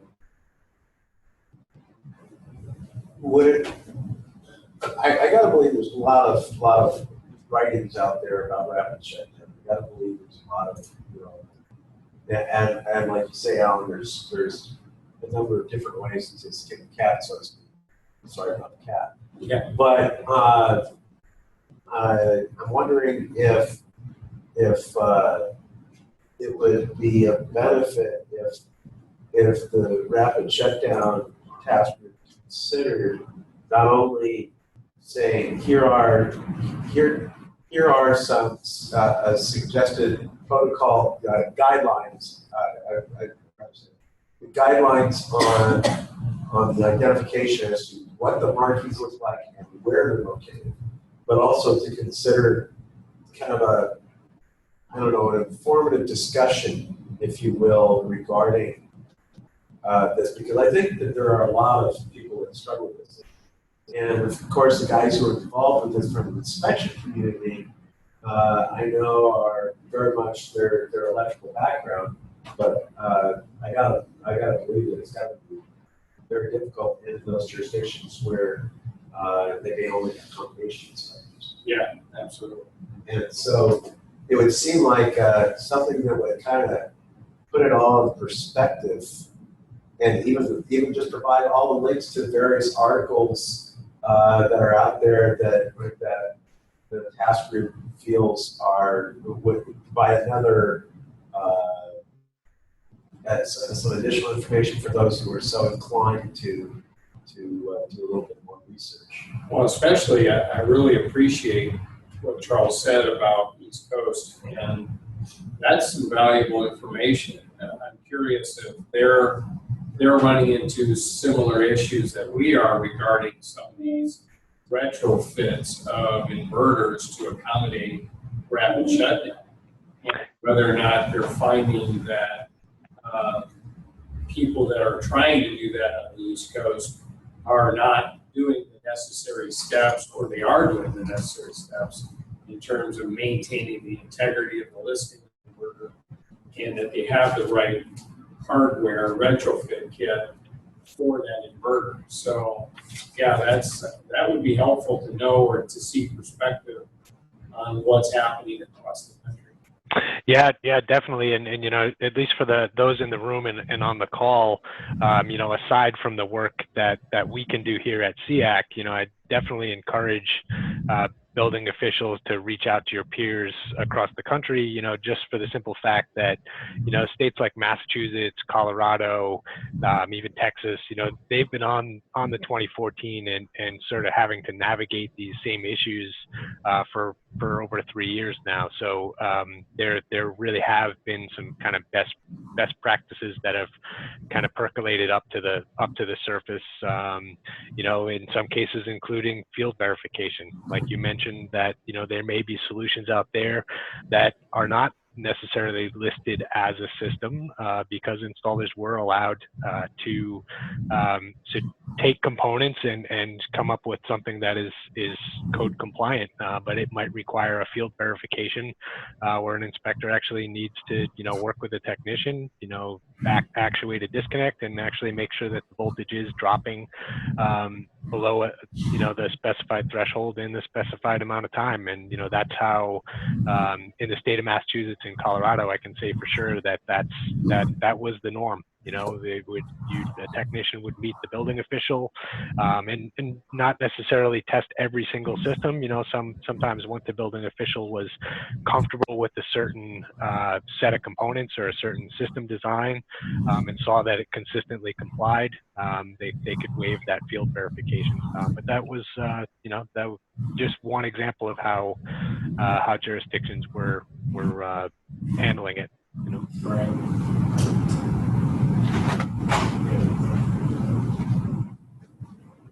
All right. Is there any other open forum discussion? Any other items of interest to bring up? Any other topic? I think Mark asked for a few minutes just to chat about something new. Yeah, actually, I had an opportunity, actually a couple of years ago, a year ago or so, to talk to a manufacturer that's bringing out a new product. So I brought, actually invited in here today to kind of demonstrate. So for those that are here in person today, I encourage you guys to take a look at this new product. It's a new kind of interconnection solution. Very interesting in the way it's rolled out and the listings that it's received. So from my experience in the past, when contractor had a new product to bring out, I would typically design it in plans, and I would submit it to a jurisdiction, and then I would take it from there. Whatever red lines we got, we would work through that. So I'm happy to kind of be a member of this group now and have the ability to kind of do a little preemptive strike. The product is relatively, I think it just got their UL listing like 2 weeks ago. So 1 week ago. UL testing, the actual paper will be next week. Yeah. So we're cutting edge on this technology. So I'd kind of like to get definitely some feedback from the group and see maybe what potential challenges we might have and how we might be able to revolutionize the solar interconnection. Go forward. Yeah. So the B3 stands for bus bar. So think about this is that you've got 20 guys online. Okay. That you're going to want to make sure that they'll be able to hear you. You want to talk towards the computer. So it's a new breaker. It's called for backfeeding. It's called the B3 breaker. It's a bus bar bypass breaker, and it's been in development for 3+ years. Well, I should say going through UL. There was a lot of challenges with, not changing the UL listing of the panel when you put it in. So that was a big deal. Even a tool we have to use when you install it, so you don't touch, you don't hurt the conductors. So it basically works. It goes right next to the main breaker, and it just it has a split blood system, and basically it's very simple. It goes next to the main breaker. You use the tool only for stripping it, so it doesn't touch the conductors. You put and the reason we had to do that is, Bill said, once you disconnect the wires, what's the proper terminology? You field modified it. You field modified it. So these are what he's doing is he's modifying an existing panel with he's taking the factory, as I understand it, he's taking the factory conductors and he's putting it to. So it taps the. Is it you ought to show him your box. You can show. So in here, you can see it just this way, and I'll show back and forth. But what I'm driving at, is it just the piece that's attached to the 2-pole main breaker, or is it the whole breaker with that right angle? This is the whole breaker right here. It's the whole thing. Yeah, it's the whole thing. Okay. It's so one you're piece. taking out the factory main breaker? No, you're not touching it. We cannot touch the main breaker at all. So is there a field evaluation accompanying the installation? You mean inspection by the inspectors? No. Third party. I'm guessing what it is. I'm guessing. Because unfortunately I haven't seen the report. Yeah. But I'm presuming that what it is that you're going up to an existing panel. Correct. You're taking out one of the circuit breakers, not the main, and you're plugging this in next to it, and then you are taking and then the conductors you are taking to. It's tapping the main conductors basically right here. Right. This is where the bypass occurs. So it doesn't go into the bus bars at all. And that no. Has nothing to do with the bus bar. And what I would presume then is that there's installation inspections that come along with it. Exactly. So it'd be no different than I've got a ground lug kit that tells you how to put the ground lug kit in. Except We don't for do you've got a evaluation. block there, how do you secure that? Okay, so one of the other things, and it would take a long time to explain all the different, so UL, the first one, I'll explain from the beginning. So the first one I came up with was just solid right here, and it just had 2 lugs, and you had to strip the wire and put it through. Then UL said, well, the minute You guys online here? Yeah, can you hear me? Yeah, Charles has actually said, so this is for meter main combos. What's that? Yes. Main combos. Yeah. Combination. Meter main. So the answer is yes, Charles. So now, before Thank you. the my first design was just regular lugs, UL listed lugs, but then you had to take the wires, the conductors off, and then put them back in. And again, UL said no. So on the flight back, I drew up these things, came up with them. So then the next thing was everybody was happy, and then they said, well, people are going to be hacking into this wire, and we can't, we can't be there to UL list it unless you want to basically have us come out and We can't be there to do the field evaluation. Field evaluation. So then I had to come up with this new wire strip. This is just a 3D printed. Anthanol's making it and should be out in 2 weeks. And it goes over. What it does is it strips, it cuts the top, the bottom, and the 2 sides all at once. And what it does, it has these little armrests on both sides, all 4 sides. So when you go in, you never touch the wire, but when you turn, it busts it off and it falls down. So you're never touching the conductor. So one of these is necessary when you install it. And that's how we got around not having to have it inspected. Right, reevaluated. Well, I think another key to that is they've also had it listed with different panel combinations. Well, we haven't gotten there yet. Yeah. So then UL also said, there's spacers that go under here where before you would screw into the panel, and then that was the last hurdle. UL said, well, you can't alter the panel, you can't screw in it, you can't do anything. And because it pivots into it and it's caught on the front. It catches on that, but yet you're not allowing the bus tabs to go into the breaker. Right. How are you dealing with that? Is it shorter? Is that why? Yes. It's grabbing the bus, but it's not connected. Yeah. Oh, it is grabbing. I thought you said it did not. It does not connect to the But it does set on the It bus. sets on the bus. It's not electrically connected to the bus. It's not electric. I'm with you. Mechanically, not electrically. So now the last one was, well, we can't put any screws in to hold it down, but a solar breaker needs to be attached, mechanically attached. So the last thing that I came up with. Bear in mind, you got to be online. So the last hurdle was basically how to get around that, and how we got around that is because the breaker pivots on the front. If you put a spacer and then screw into the spacer but not the panel underneath here, you can't remove it. So that was the last part of it. And there's no torquing? Yeah, this is 100 inch-pounds for these to torque this down. And it comes Which is in the top of the cable splice. right, exactly. And there's these are it has the installation. Yeah, it has the installation guide. I can't give it out yet because we haven't officially. We have a letter that comes from UL that'll be coming next week, so I can't officially show anybody this. So, Well, no, it's just important. Don't I know that? All that be illustrated. He probably panicked when he heard that I was in the room. And you guys got our comments, right? We're confused whether it's covered by the CPUC or building code. So we defaulted back to the utility. The utility would have to approve this because it's happening prior to the meter. Yeah. So it doesn't. no, it's not happening prior to the meter. There's No, nothing. after There's the meter. nothing.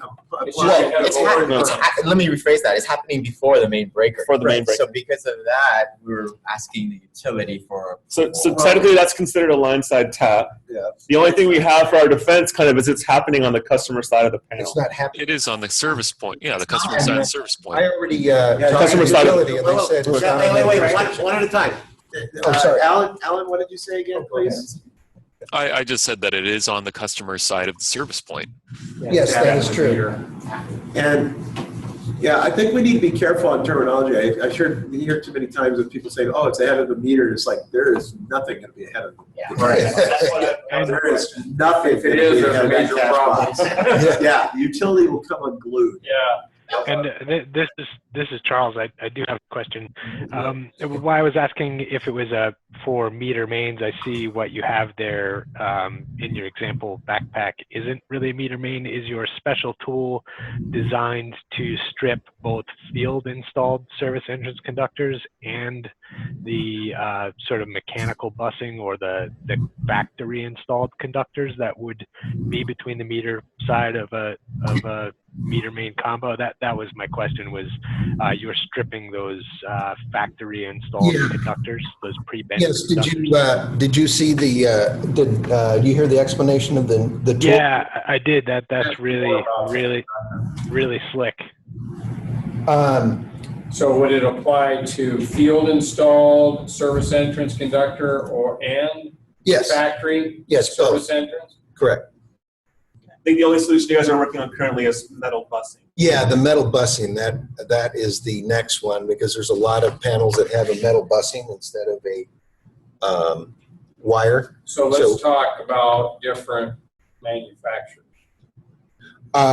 So far, we're going to have every 1 inch stab in, basically GE, GTE, Challenger, all the non-legacy panels, basically. Square D, Homeline. There's a. What do you mean by non-legacy panels? Like Bushmill, Pushmatic. Everything currently in production? Yeah, kind of. Some of the old ones that are actually still.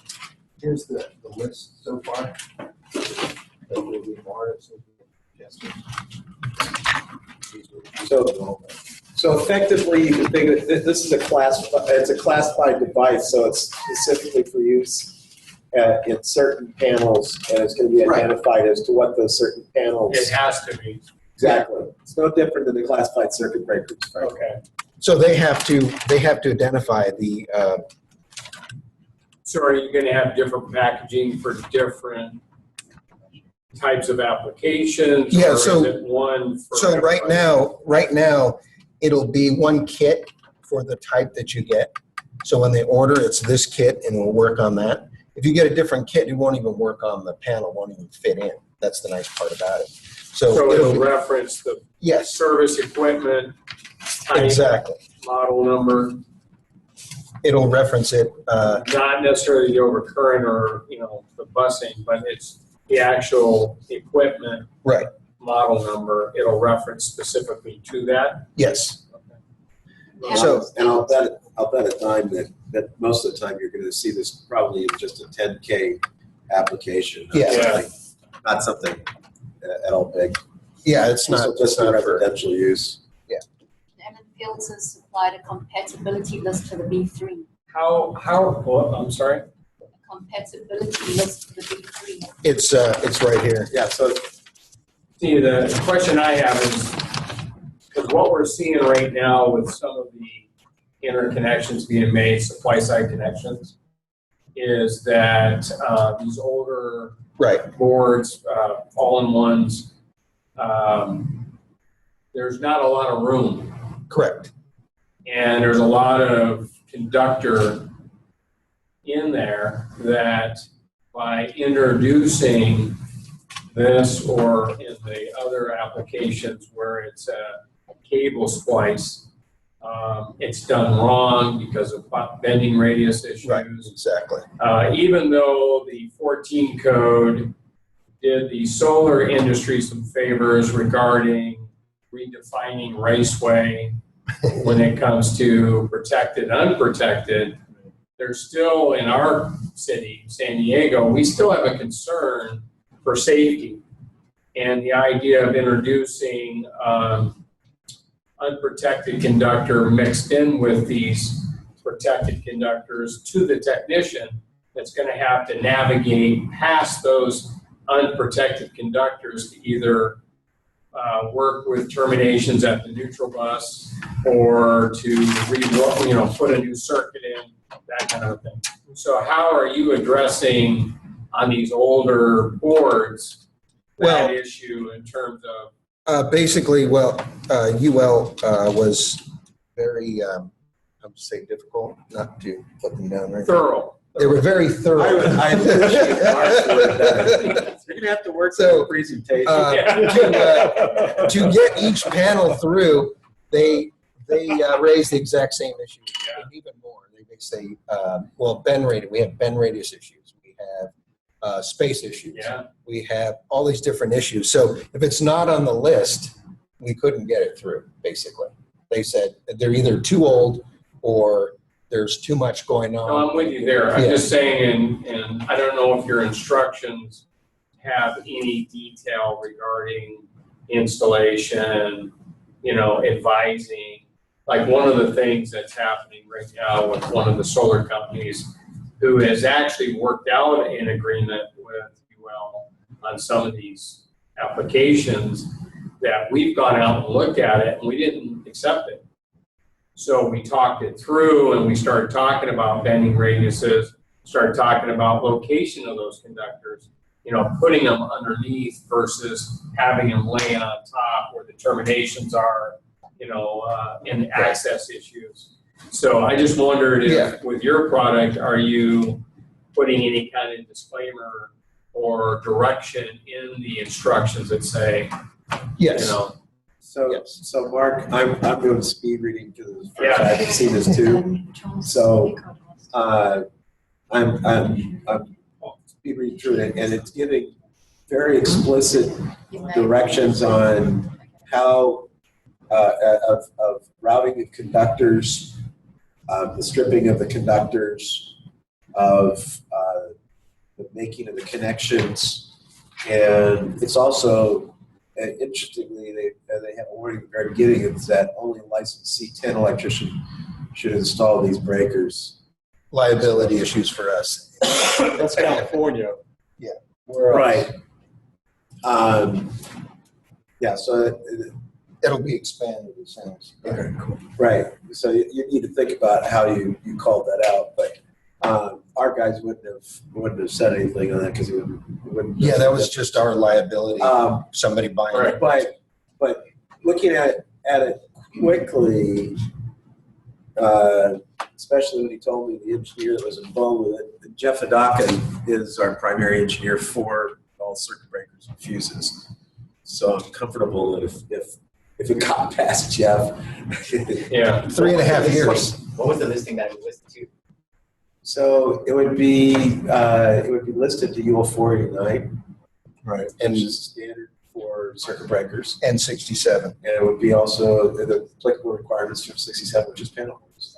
Oh, okay. And on our side, it made a difference whether it was a field installed or factory installed wiring. We typically require third-party evaluation, even on 489 and 67 products on factory installed. So you should. Why would that? There's no. It was the same concern about taking away the listing of the panel. So it really. Well, we went through a lot not to take away the listing of the panel, and that was some huge hurdle. So this is not out on the market yet, right? And if you, it will be in a week. Next week. So you'll actually have somebody coming in. Please. No, if you could, and we talked about it, I think I sent you guys a full email. Yeah. If you could send us the full listing, we want to go through that in detail. And provide you formal responses back. We encourage this kind of thing in San Diego. We just want to make sure safety is maintained for. It was very, I would say, difficult to make sure that it's almost impossible to have something go wrong. And it's all covered and internal. I'm going to presume that if there's any questions or comments or whatever, that either Rich Berman or myself will hear it. Yeah. What's our maximum solar worker? 50? 50-50. You can go 50-50. Yeah. And we also, for some areas that require one shutoff for all solar, we have a little tab that fits in here. So when you turn it, it will shut off. But a lot of people that we've talked to already have said, jurisdictions have said, well, all you have to do is put your thumb right here, and they both turn on and shut off at the same time. But we, in case somebody in HJ says, no, we want it connected, we have a little device. Like I said, we've invented a lot of products. So I think that this is we should move on, but I think it's a good thing for people to hear about in this forum of anything that's unique, completely new and innovative, just so that people are aware as they come on down the pike. So let's get back to our agenda, and we can have a discussion of the further parts of this as the end there.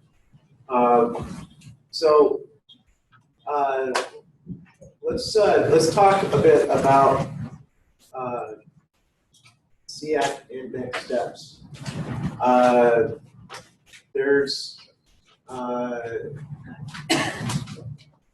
There has been some interesting discussions. Of course, I got to miss out on a lot of it because I decided that I was going to go MIA or AWOL or whatever it is during the month of May.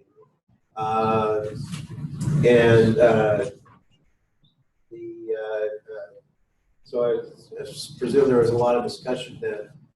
As far as I heard from many different sources, from many different people, that whether they be an AHJ, installer, manufacturer, anybody who's in this business, that there have been a lot of comment made that they see a benefit to SEAC as a unique forum to discuss topics of interest to not only solar and energy storage systems, but frankly, to expand to the other parts of sustainable energy efficiency. So, as far as next steps of SEAC, maybe I'd start off with just, is there any, did I characterize that well for at least several of you? Are there conflicting opinions? Are there people that think that there ought to be something different done, or do you want to see SEAC move forward? Any comments on that, or any? I don't know what I just threw out there, Mark. Yeah, I mean, I think there's value in SEAC, and I think what's been happening so far by addressing whether it's TIAs, whether it's breaking down code requirements to understand better how to apply them, the idea of new product that comes into our market because sustainable energy, photovoltaics, all the things that are wrapped up in that industry are ever changing. This could be a very useful tool to bridge some of those gaps that happen when sometimes there's a lag of understanding between, and I'll speak for HJs, between HJs and what's happening in the industry.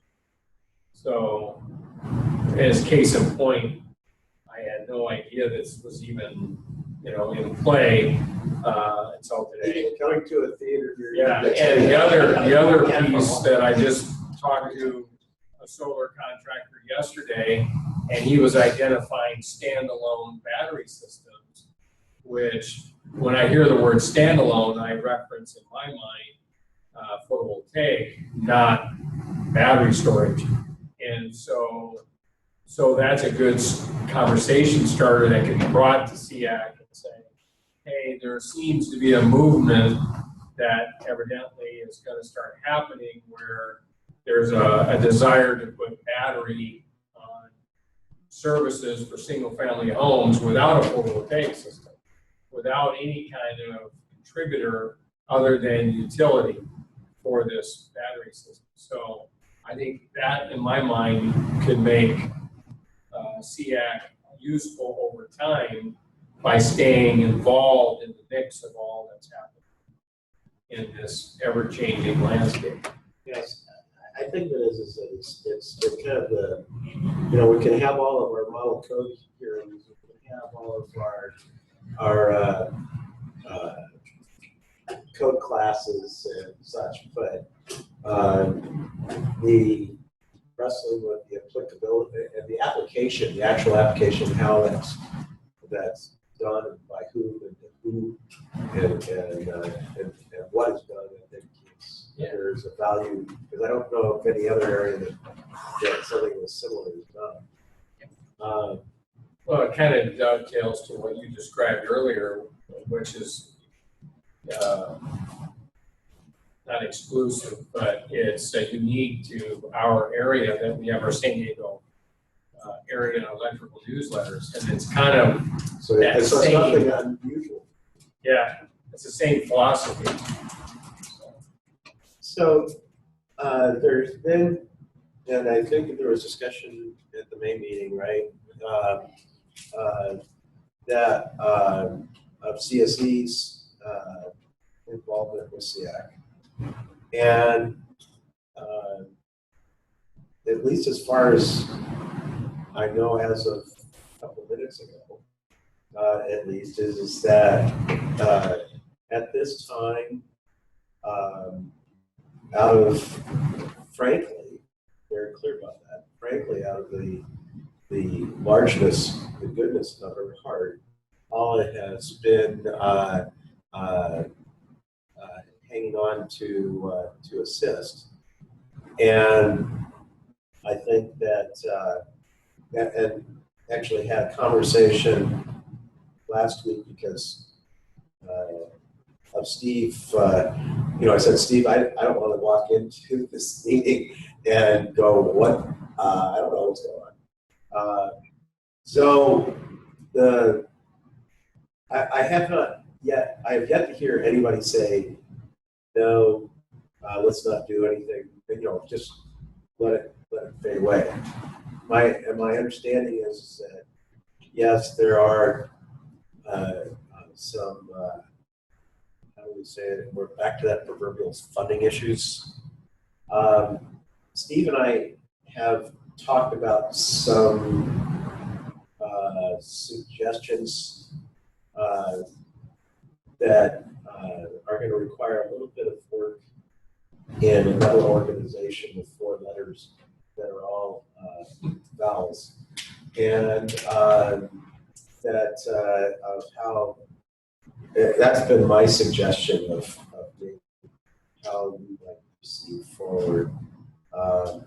But if there's anybody that has a great idea or great ideas, by all means, bring them up either openly right now, or if you want to think about it and get back to Steve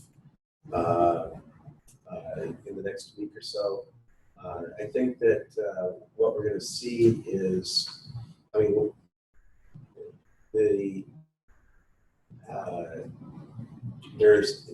it's a distraction, I think. This is my personal opinion. I think it's that the various discussions that go on the side on this are frankly a distraction from what SEAC is really of value to do. And so I think that the distraction needs to be addressed and put to rest by the end of the summer. I believe Steve agrees with me on that. So if there are some that have a keen interest to, I'm almost tempted to say getting the band back together, but we had a steering group of a couple of people, and if there are those who want to, it's always dangerous to say, oh, anybody wants to, and then all of a sudden you've got a party of 30, and when like 5 or 6 might be a good idea. So if you have any interest, by all means, let Steve know in the next week so that to plot out the future. Is there any suggestions, any comments that anybody might have, or questions on that? Well, I think since he's thinking, that's all. He's talking while he's thinking. This might be dangerous. Right? Hey, just given that CX going on life support, twice in the last 9 months, I think that the top criteria for whatever host organization adopts next would be thoughts to stability for a nice block of time. Yeah. I agree that stability is extremely important because, like I said, it's distracting otherwise. I really am, you know, it's just interesting. Earlier this month, I was up in the up at the Tri Chapters annual business meeting. That's the Peninsula, East Bay, Monterey Bay ICC chapters, and it's a full day, and there's people from the state agencies and all that. And Mia Marvelli, who's the executive director of the Building Standards Commission, she just went right out. One of the first things she said when she talked about the TIA, regarding the information. John, are you going to talk about that later? Yes, I am. And you know, that was thanks to John and the group from the SEAC people. It's like, you know, that's huge when the state, when the executive director for the Building Standards Commission sees a group as providing a balanced suggestions to the state, and that they were readily willing to listen to us and use what we gave them. In fact, I think they used it almost verbatim. I don't think they changed much. Yeah, they took it wholesale pretty much, and it was the credibility and membership. Yeah, you can speak from there. It'll be fun. Just what I was in the meeting with Mia and some other folks at BSC, and I think what came through loud and clear, just aside from the fact that obviously John was the one who had asked for the meeting, but the balance of the organization, participation from lots of stakeholders, my impression was that it carried a lot of weight with her, and to me it's been the real value of this organization, that, you know, when I come to an interaction, you know, either representing a manufacturer or an installer, you know, I'm seen as having an agenda and an interest, and that's certainly the case. I have my responsibilities professionally, but being able to be in this forum where the ideas are bounced off of utilities, of building officials, and other manufacturers, and we may not always agree. Well, I mean, just the fact that there's the continuity, and I see lots of you guys individually in lots of venues, but having a place where we can pursue, you know, issues that are of interest and of value to all of us in a consistent way has been great. And just, you know, the RSD documentation has been immensely helpful to us and very credible because of all of your participation in the development of those kinds of documents. So, anybody else? Comments, questions, thoughts? This is Alan. Now that SoCalRen is not going to be funding SEAC, and we are not really at the mercy of utility ratepayers, I mean, what's everyone's thoughts about what we were looking into as far as energy efficiency went? I mean, I know that those discussions were kind of brief, but for a while we did discuss how, because we were at the mercy of utility ratepayers, we also had to go into energy efficiency. I mean, does SEAC still want to kind of continue along our original route of solar and energy storage, or is there still some a little bit of desire out there to talk about energy efficiency? I'd suggest that, and Joe jumps on this, that there is a good idea to talk about the energy side of the equation, the energy efficiency side, because of how things are going along with getting solar energy storage systems being a component or an aspect of getting to that overall goal of zero net energy. Joe, do you have any thoughts on that? Yes. Did I tee it up? I was queued up. It's an interesting question because, and now I dialed back in and now my connection sounds even worse than it did before. Can you hear what I'm saying? I can hear you loud and clear. Oh, good. I'm getting feedback that's distracting to me, but it sounds like it's not distracting to you. I don't hear any feedback other than you. He's got a million of them. So it is an interesting question, and John kind of teed this off by saying zero net energy. And there's a lot of stuff going on at the California Energy Commission, which will eventually work its way to the California Building Standards Commission. But we're moving toward a future where zero net energy means that a building consumes no more energy than it produces with renewables. And so in these models, renewables will be important, storage will be important, transportation and EV charging is important. And so all of these issues could be wrapped up into some productive work. But as we are today, I don't think we have all those people as current participants in this committee. So I think that I would kind of recommend we keep the door open. But if we get onto those discussions of sustainability and efficiency and zero net energy, I think we're going to have a different group working on those issues that's conversant and knowledgeable about those issues. And so far we have focused on solar, and those other people have not joined the meetings and been at the table. So it's a good question about leaving it open. I don't know that I would recommend abandoning it right now, even though our focus today really is more about renewables and storage. On this, you're gonna love this. I actually agree with your comments there, Joe. No, I'm serious. I actually agree. I agree with what your points are, and that I think that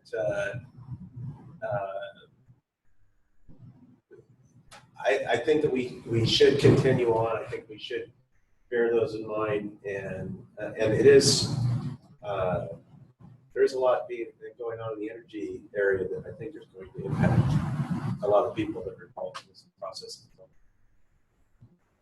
So I would say rather than change the name back to V1.0, let's just keep it where it is, and keep open the idea that we may get to sustainability issues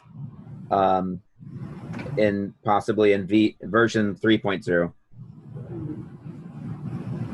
I agree.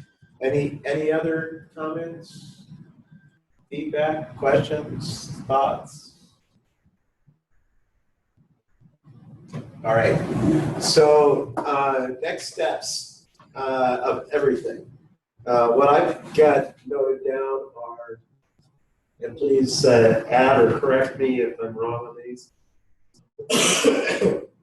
First of all, is that the next phase of SEAC, those who are willing to and want to roll up their sleeves, and bearing in mind that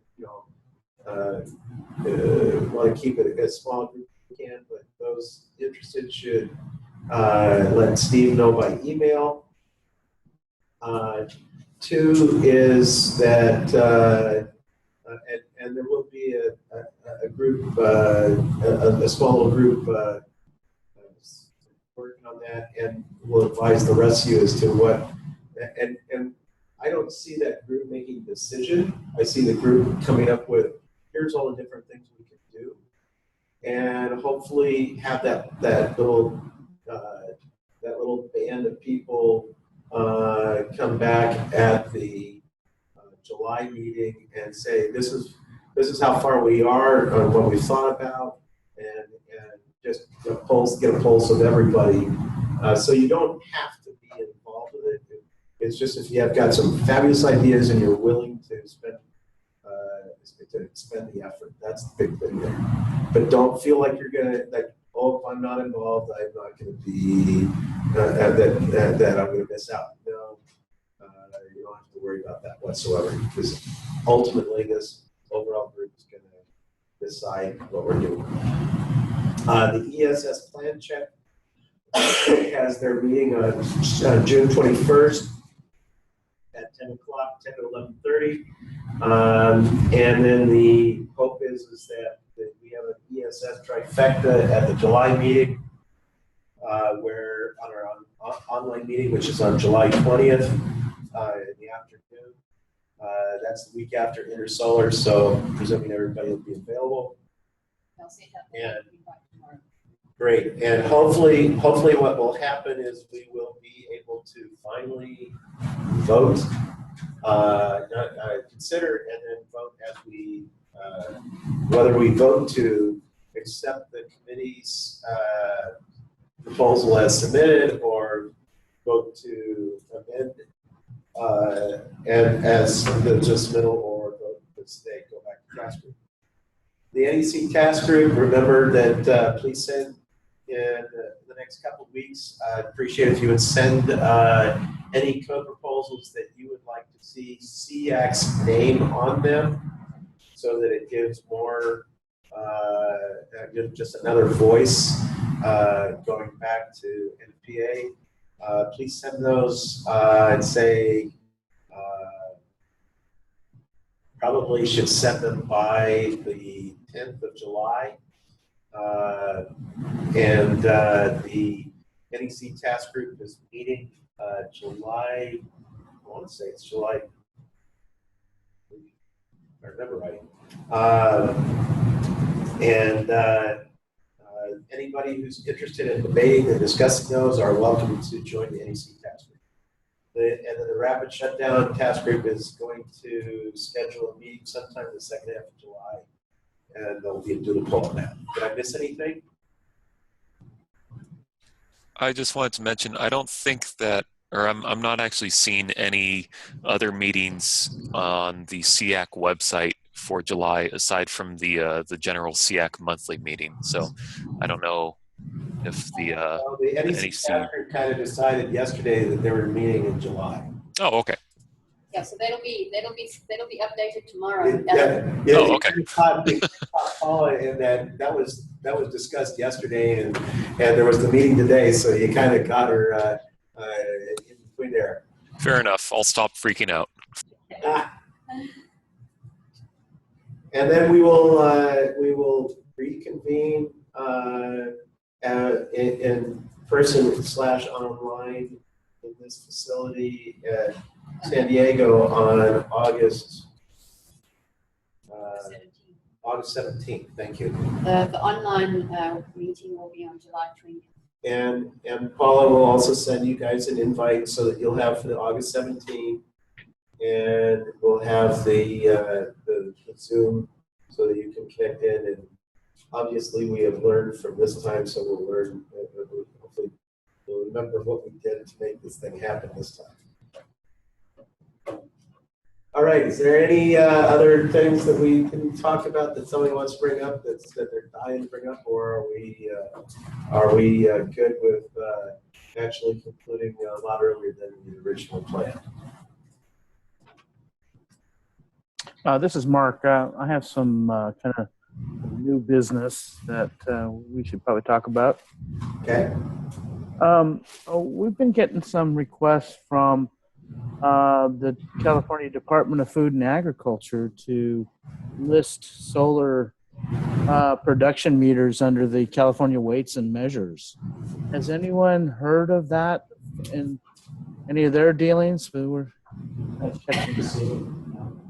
Well, that's interesting. I don't know. So the food and ag guys are wanting to verify the accuracy of your meters for your solar production. Yeah, that's what we're catching some wind on. So the California Department of Food and Agriculture actually has jurisdiction over the California weights and measures. Oh. And they're, I mean, currently all our meters are listed under the CEC for, for accuracy, and we've got certifications under ANSI C12 and so forth. But this is kind of in addition to all of that, the California Department of Food and Agriculture is trying to kind of wedging into the situation. So they want to be going on a regular basis to the site to do verification and slap the label on. Yeah, or go through their certification process, which is just, another step. And I'm not sure, where does the CEC draw its boundaries, and where does the California Department of Food and Agriculture provide their boundary? Did they also mention if they're looking for this on standard utility billing meters? I mean, I don't really see why a solar production meter should be all that different. Yeah, the production meter is being questioned because in a lot of cases it's used as part of a leasing program, and that is charging to a customer. So you're selling a service to the customer, and then therefore they think it needs to be under their jurisdiction. I could see, it does make in some degree some sense if it's for sale. I mean, if the metering is done simply just to get an idea of how good or not so good your production is, that's one thing. But if you're actually using that as the means of charging, like you said, then it might be that you might have to do that. So what do you suggest, Mark? Are you just simply asking if people are having this come up, or are you suggesting SEAC do something, or what? Well, first I want to just kind of put it out there, see if anyone else has heard of this, or if they've been contacted by Food and Agriculture. It's just us. I don't know. But and we don't sell power. We sell a meter that's listed under the ANSI C12, and we for accuracy, and we're included on the CEC website. But I mean, there's probably 100 or more different vendors that are listed on the CEC website for providing meter capabilities that are often used for leasing. And then if the California Department of Food and Agriculture gets their way, then everyone has to qualify under the weights and measures. It's just a risk. It's a risk that's taken on when adding a meter, because at least in San Diego, utility draws the line at theirs. And anything that happens beyond their meter is private. And jurisdictionally, we're not involved in it because we don't have any standards that would regulate that issue. So the way I understand it, Izzy, you could speak to it, but the way I understand it, that's a risk that everybody's taking by adding in these meters that are considered private. That may or may not be used to charge. Right. Is that not addressed in the standard in either UL 9540 or 9? Okay, so UL 9540 energy sources. What we're talking about here is we're talking about the meters. We're talking about right. 9230. Yeah. Well, Mark was right. C12, the C12 standard. There's a UL 2735, but that's all for safety. That's safety issue. The UL standards in regards to meters have nothing to do with accuracy. They have all to do with the safety. It's the NEMA standards, the C12s, the C12 series, that deals with the accuracy of meters. UL does that testing as well, but that's what it is. Yeah, our utility meters, they classify them as revenue grade type meters. So I don't know whether that means that or if they're approved in bulk, for use, because we go off of them. But we, at SEAC, we wouldn't allow, we get requests all the time for customers to put in meters, customer-owned meters, and tell them, because we don't know, if there's been improvement with the weights and measures. Those meters are not allowed to be used in our service territory at all.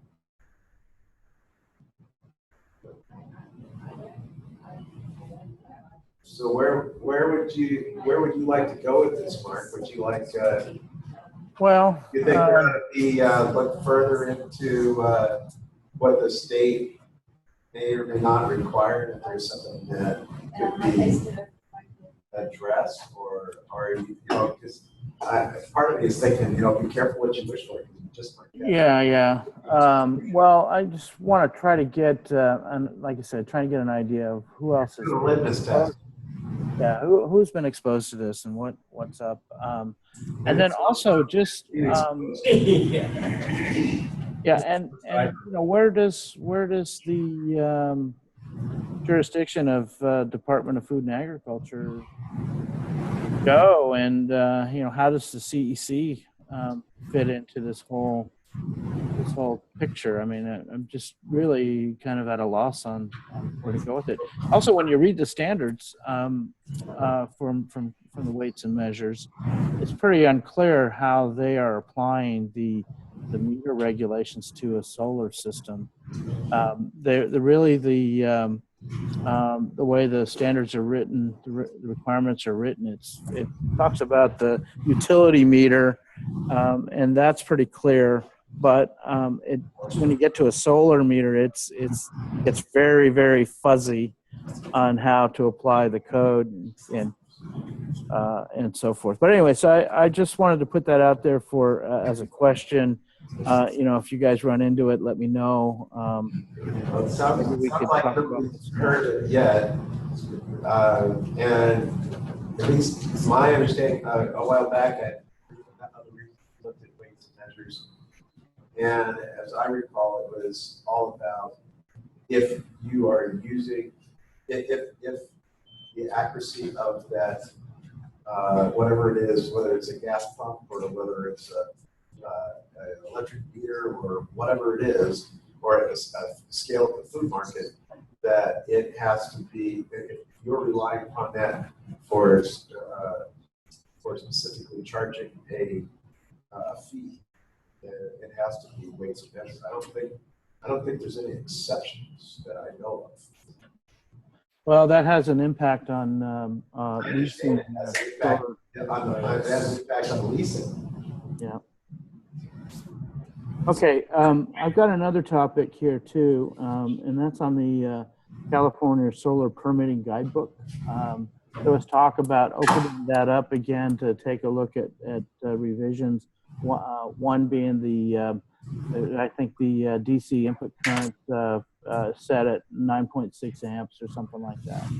And that's kind of getting problematic where any of the expedite permit process can't deal with the modules that are available today that are slightly above that current limit. So Mark, we've actually been trying, or when I say we, I mean CalSEA.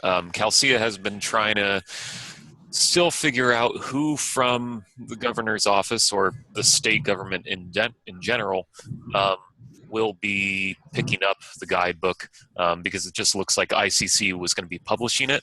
But we're trying to get in touch with I believe it was Sam that we were dealing with over there, to find out when we will be able to finally know who owns it and when we can actually make edits to it. Because again, that short circuit current rating being limited to 9.7 amps is, I mean, it's limiting more and more projects as higher wattage panels are being put out on the market. So it's a pretty high priority for CalSEA to make sure that this gets done. And chances are it's probably going to be a lot of the same people in that room and also online right now that are going to be working on those edits. But we're still trying to find out from Sam who is truly going to own that thing. Right. Well, maybe that's a thing for SEAC to own. Well, that would be a great thing to do. I think we first of all need to get ourselves solidly stabilized. But I would agree with you because, frankly, what worries me is that my personal opinion is that somebody who is involved with updating the Solar Permit Guidebook, and we went to, as you guys that were on those committees with me know, that it was almost painful, completely painful to go through the process of updating, because we were charged with having 100% consensus. And that I think that if you're going to have, especially AHJs, comfortable with what's in that and to use that, because remember the way 82188 works, is it says substantially conforms to. It doesn't say you got to use it verbatim. And if a jurisdiction knows that that was put together and that certain things were not quite for the code, they're going to go, okay, I'm going to put that out. So I think that's one of those things. I think it was great how it was done initially. I think that you are correct, Alan, that it's very aggravating to know who actually is responsible for the update of that document. And I think that just be careful that it's not, perception can be a killer. And if it's seen as CalSEA is working and the election inspectors didn't have a voice, that can be, you can put it back a number of years. Just a suggestion, just a thought, I don't have a dog in the fight because I don't have to install it. Yeah, and stuff gets installed when it's above 9.6. It just can't go through, in some jurisdictions, it can't go through the expedite process, and it has to go through the full screening supplemental process. So, I'm not disagreeing with the suggestions per se. What I'm just saying is be careful with the process and the perceptions of potentially pursuing the process. Yeah. Well, think about we could find out more. Would you guys maybe what we could put? Well, how about we just put Sam on the spot for the August? I'm serious. Invite him to the August meeting. We'll put Sam on the spot, and it's like, okay, what's the deal with Slow Learning Guidebook? And let's ask him hard questions. Well, I'll at the very least shoot Kelly from CalSEA an email because I know that he's been chatting with Sam and see what he's actually learned. If we're still in the same place, so I mean that sounds pretty fair to me to get Sam on a SEAC call. Yeah, and I think that would be a great idea for August. Thank you so much for bringing up additional work for us, Mark. I knew I could count on you. Okay. One more thing. Oh my gosh. Okay. Kind of a minor one, but we're still, being a microinverter company here, we're still seeing, in rare cases here, requirements for rooftop-mounted disconnect switches, even though the connectors are rated as a disconnected device. I know Brandon Carlson has kind of faced some of these problems, and I hear this popping up, actually many jurisdictions out there. Hard to say exactly which ones are active with this concern, but I don't know, it might be nice to have SEAC develop a position paper on this subject. Well, as I've said in the CalSEA Codes and Standards Committee, that if CalSEA wants to draft something and throw it over to SEAC to see if SEAC would look at it, go through the process, and put their name on it, and then CalSEA would turn right around and use it and say, hey, it's a SEAC document. I think that if CalSEA wants to do that heavy lifting, I just don't see a problem with that. And I think that then you get the heavy lifting is done. The code officials get their view and comments on it, and everybody's a winner on that. So if I remember Brandon was going to write something, and I think he had brought up, I thought he had brought up a while back, or had asked if he could bring up a draft on disconnects, but I don't recall seeing it. Yeah, I know Brandon has worked on that. I've seen his draft, and I think maybe the thing to do is to bring it forward to the SEAC group and see what you guys think of it, and if we could put SEAC name on it, that'd be excellent. Hey, Mark. I think he was even trying to publish it. This is Chris Fox. I've been silent on this meeting. Hi, everyone from SunPower. Mark, have you seen the ICC paper just recently put out from the San Diego division about this topic and rooftop disconnects? No, I have not. I'll get that into your inbox. There was a clarification from that division on this topic that has been effective in clarifying the issue of rooftop disconnects. ICC San Diego area? Yeah. So I'm actually quite familiar with that one. You're talking about a statement they made probably about a year ago now, because I was pretty much involved in getting that through. I don't think it was a year ago. This was just recently. Scott Humphreys, you're in the room, right? Yeah. He stepped down. Hey, so wait. So Mark, was that something that went through the electrical? I went through the electrical subcommittee. I don't know, maybe the statement was made or published from the overall chapter, ICC chapter, but it was just a whole discussion, and there, again, it was one of those scenarios where it was consensus rather than unanimous, but the argument was made that to have on a microinverter install an AC switch on the roof was misleading. It didn't really accomplish what 690.14 was addressing, and it was only in part, not whole. And so as a electrical subcommittee of ICC, we came to a decision that we wouldn't require that anymore.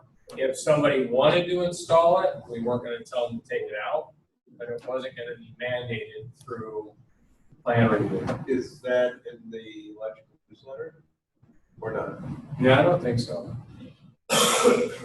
I'd be curious to see what you're talking about, Chris. I think there are several of us that I don't might know. be curious as in what format Yeah.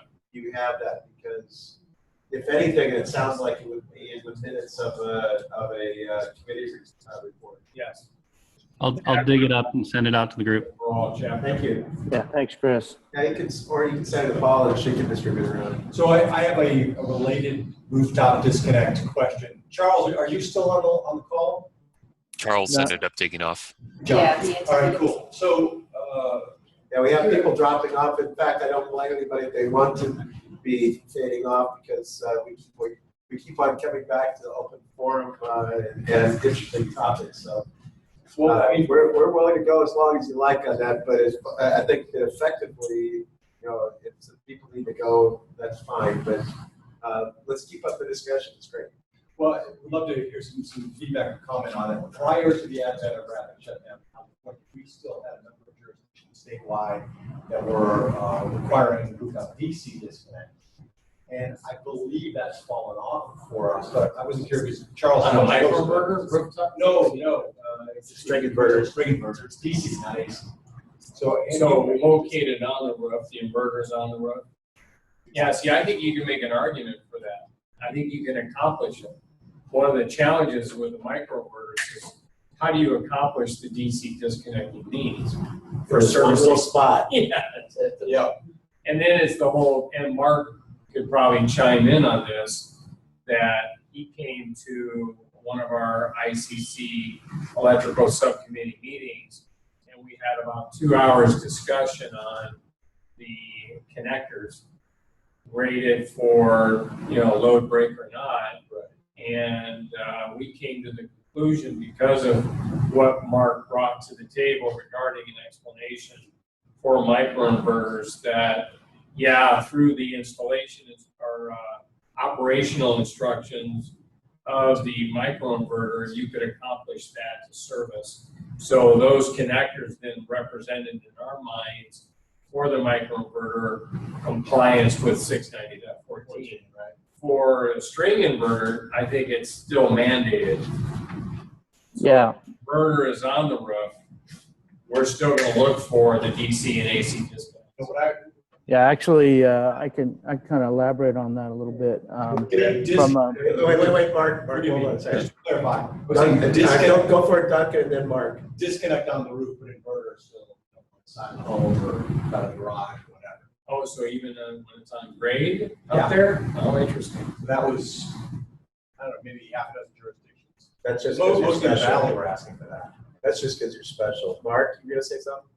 Yeah, from a string inverter standpoint, there could be still a need for a disconnect on the roof from the DC conductor, and that follows under 690.13, where it talks about DC conductors entering a building, and they look, and then that also references 690.31G, which talks about direct current photo source and photovoltaic source output circuit on or inside buildings. So if the conductors enter a building and it's not in conduit, then on the rooftop you would need to put a DC disconnect to de-energize the conductors as it enters the building.